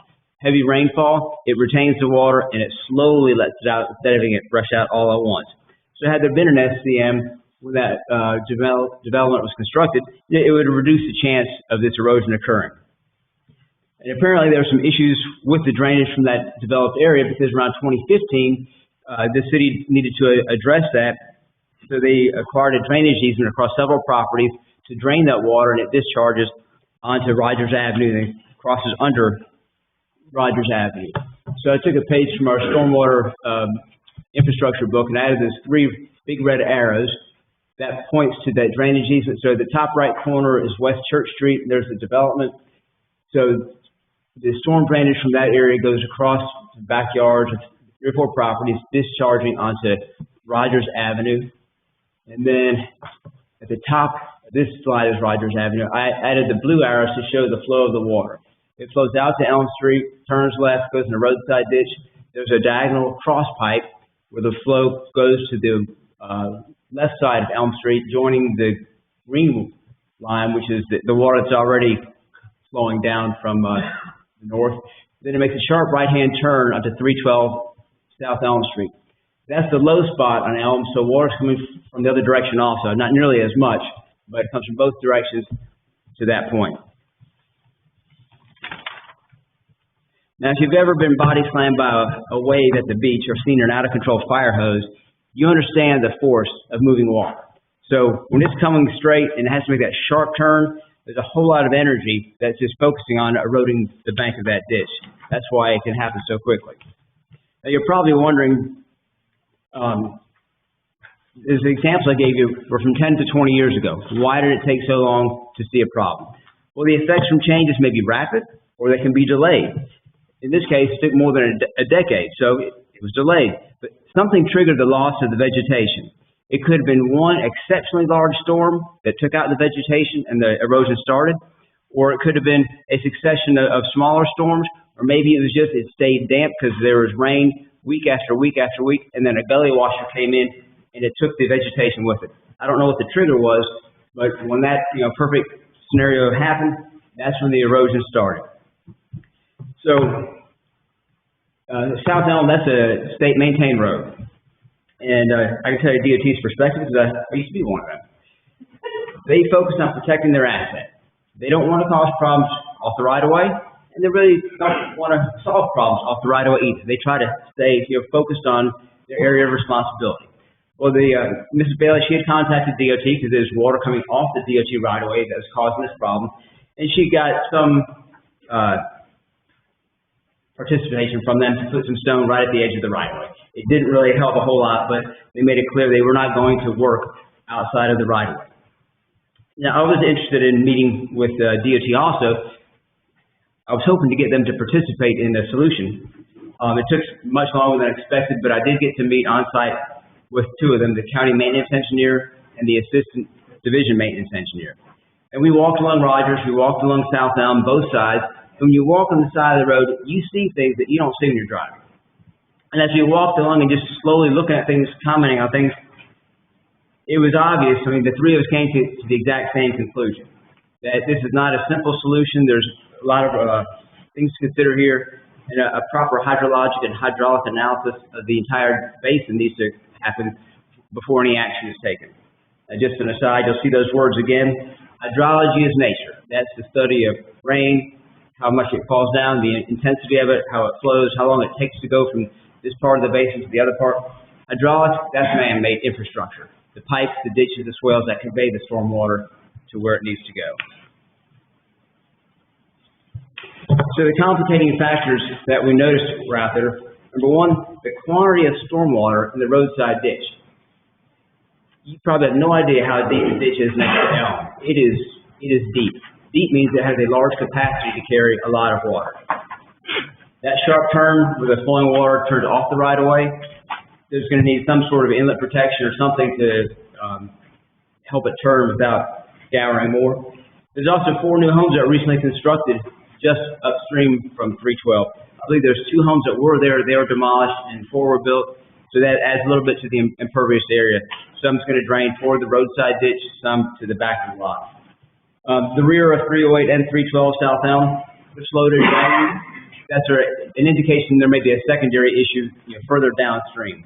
There are also several Seguasa easements in the vicinity, and of course, anything that we do, we would like to stay out of their easements if at all possible.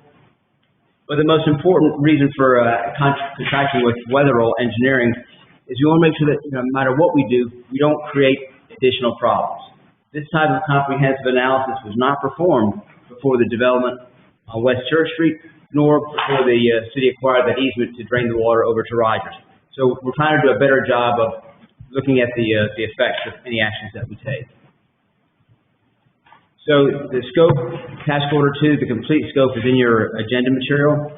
It includes a topographic survey and utility mapping, a record search and a site condition survey, preliminary hydrologic and hydraulic analysis, and then alternative analysis. Fancy way of saying comparing options. And then they'll provide us the technical memo with the recommendations. Now the recommended fix may appear simplistic. I'm expecting they'll probably say, replace the ditch with the pipe. But the details of their design will ensure that we're not causing other issues that would that a threat to the foundation or back up water into the right of way of the road. We definitely don't want to cause more problems as we fix one problem. This is part of their proposal. So you can see the survey is around 312, but the drainage area, the drainage basin, is basically the whole right half of that slide. So Weatherall's project fee for this is $20,576.15. And just to be clear, their deliverable is an alternatives analysis. It does not include construction. The recommendations may include options or different levels to select from. And it's certainly too early to predict the cost of construction. But Weatherall, they're responsible for ensuring that any improvements that are made do not create additional issues. Are there any questions about Weatherall's task order number 2? I don't have any questions, but I'm prepared to make the motions when you say so, sir. Commissioner Kaczynski? Well, Mr. Bailey, you did a great job. I'm glad we are getting this fixed for you. And I hope it fixes all the problems. And I thank Carl for all the hard work that he did and the community development department, because keeping our citizens happy is what we try to do. Yeah. Commissioner Way? Day is here. Commissioner Way, got anything? Commissioner Gleason? Commissioner Moss? All right. Mayor Pro Tem? I'd like to make we'll do these one at a time. A motion to approve task order number 2, South Elm Street, drainage study to Weatherall Engineering Incorporated, the amount of $20,576.15. Second. All right. Any discussion? All those approve? Aye. All those opposed? Motion carries 5-0. I'll do the second one, motion to approve the budget amendment number 2, appropriating $20,577 of stormwater fund balance. Second. Second it. Any discussion? All those approve? Aye. All those opposed? Motion carries 5-0. Got it. Yeah. All right, update on IA, interlocal agreement. Thank you, Mr. Mayor. The IAIA interlocal agreement was drafted in June 20th, 22, and it was for 4 years until June 30th of 2026. In November of 2025, UNERVA started reaching out to the EMC and DEQ to ask them to extend it, renew it, whatever needed to be done. They got stalled for quite a while. And I want to thank the city manager for picking this up because I don't think a lot of people were aware that this had run its course and was coming to its end. But Forest, Westfall, and Minerva did. When we went to our meeting in June, it came up on the agenda, and I was sitting next to Jordan McMillan and Scott Schroyer, and we brought this up, and they said, what are we going to do about it? I said, we're going to do something. And I turned around to John from, John Huseman from DEQ, and I said, this is not acceptable. Our board wants this done, and we want this renewed. And he said, well, I can't make people sign it. I said, you really don't want our whole board to come after you to get a signature on this document. And I would really appreciate it very, very much if you would get this done. There's no excuse for 4 or 5 months of asking and asking and asking for a signature. So we got a letter from them saying that it has been extended again. This will help keep our costs down. And they're not redoing the interlocal agreement. They're just wrote a letter saying that it's going to be extended till 2026, I believe it is. It's going to be extended for 5 more years. So we won't have to pay exorbitant court costs for the IAIA. And I'm sure that Commissioner Moss knows more about the history of IAIA than I do, because you were in the middle of it when it was happening. But I'm very grateful for it, and I thank everybody that was involved in getting it done. Thank you. Commissioner Moss? Yes, thank you, Commissioner Kozinski. I'll be more than happy to give everyone just a very brief summary of what the IAIA is. It is an acronym for Interim Alternative Implementation Approach for Stage 1 Nutrient Reduction, which is required by the Falls Lake rules. This is a joint compliance approach to the requirements under the Falls Lake rules that was initiated by the Upper Neuse River Basin Association. Since 2018, Minerva has been exploring an alternative option for achieving compliance with the Stage 1 nutrient load reductions required by the current Falls Lake Nutrient Management Strategy. And Commissioner Kozinski kind of alluded to it, but the city pays roughly, I get this wrong, just tell me, roughly $17,000 a year. Butner, Stem, and Granville County chip in an additional $135,000 a year. And actually what we're doing at the end of the day, we are paying to protect Raleigh's drinking water, and that comes on top of all of the other regulatory impacts on development for our community. And that's one of the reasons that the water rates are so high, is that correct? Commissioner Moss? I don't think so. Falls Lake rules? That's part of it, yeah. All right. Thank you all. Any questions or comments? Commissioner White? Commissioner Gleason? Mayor Pro Tem? All right. Explanation of House Bill 199, authorized municipal de-annexation.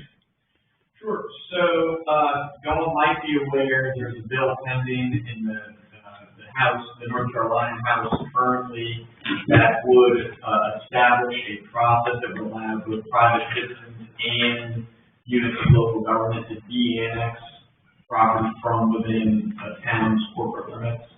Currently, there's no such process established by statute right now.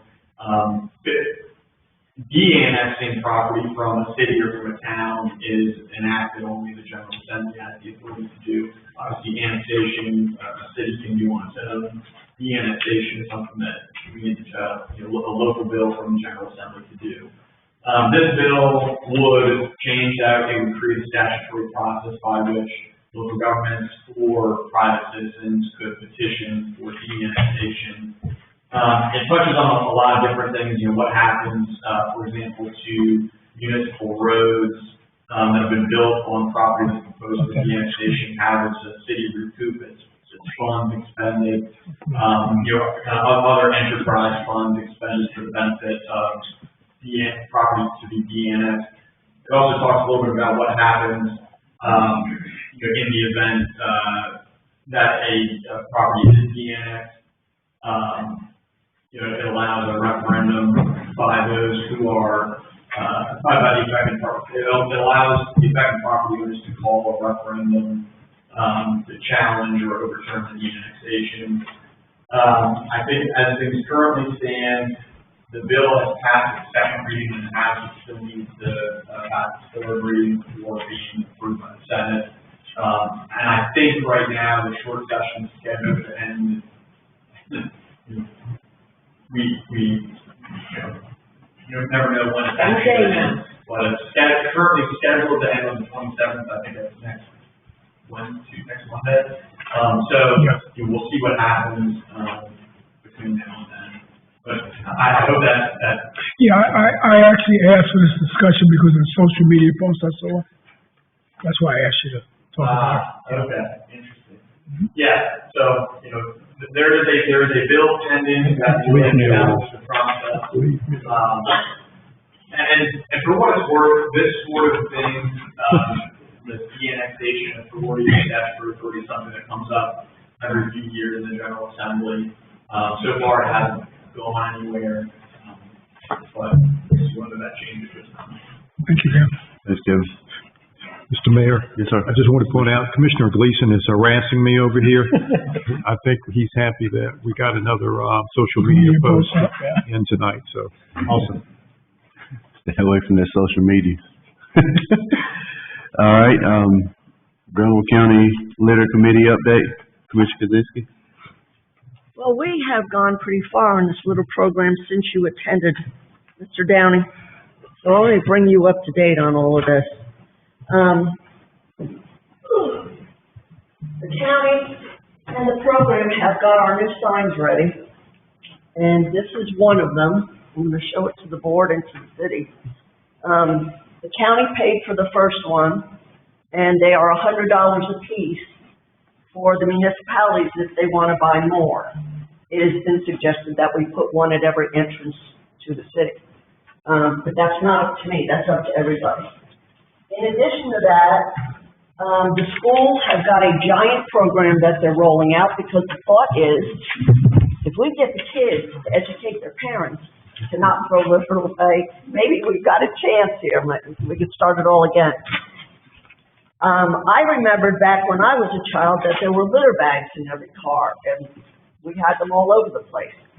And Granville County has got their litter bags ready already, and we found out that these would cost about $1,000 for 3,000 of them, and we could hand them out at the music festival.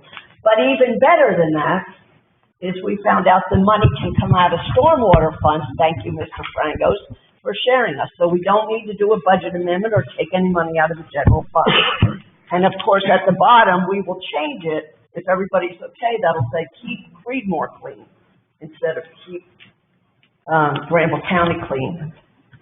The QR code on the sign, if people want to, will bring you to this website. Thank you, Sarah. And as you can see, if you want to report litter, you can click on that, and it tells you exactly how to do it if you see someone litter, if you see it on the road sign. You can call it in, you can send a picture, you can contact your police department, but if you do contact your police department, you must tell them what you see this litter. So you can't just send a picture and expect them to figure it out. Going forward, if our police departments all find an area where there is a lot of litter and it's a repeat offense area, the county has money in their budget for us to get cameras so we can monitor these sites. Hi, Barbara. We are looking for more sponsors. We have two sponsors right now. Barbara.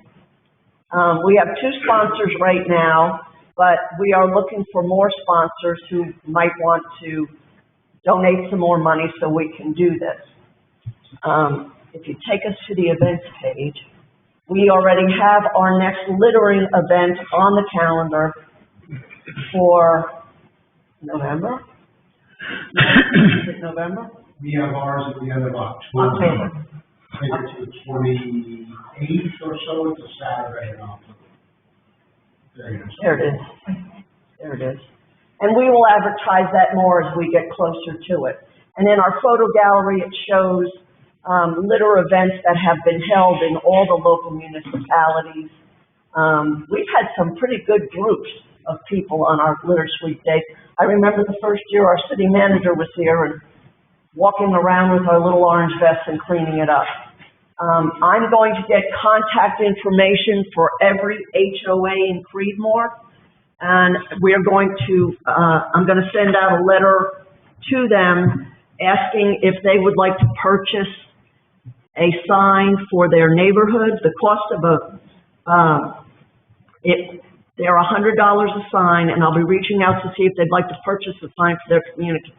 But in no way does the city is going to be paying for the signs in any neighborhood, because we don't want to put a sign in a neighborhood where they could possibly be insulted that we're insinuating they have a litter problem. It is up to them to choose if they want to do it or not. Our police department will be working on enforcement, and the non-emergency 911 number is there when people call.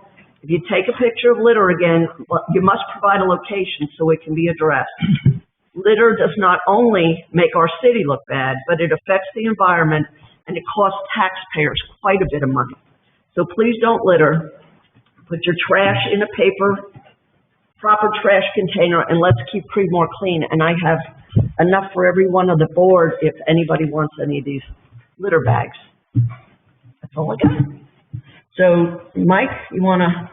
I do. I was just waiting for the mayor to call on me. Good. Yeah. All right. Well, again, thanks, Mike, for identifying the funds that we need in stormwater. So we'll be buying 3,000 additional bags, hopefully, and get them here for the music festival to be handed out. And I did poll the board on the additional signs, and the consensus was that we go ahead and order those. So the chief has an additional $500 in his budget that he's carved off and volunteered to order these other ones, and he ordered them. And we've got them in stock, and we'll get those over to Public Works and get them installed as quick as we can. Thank you, Mr. Mayor. Thank you, City Manager. Thank you, Commissioner Kozinski. All right.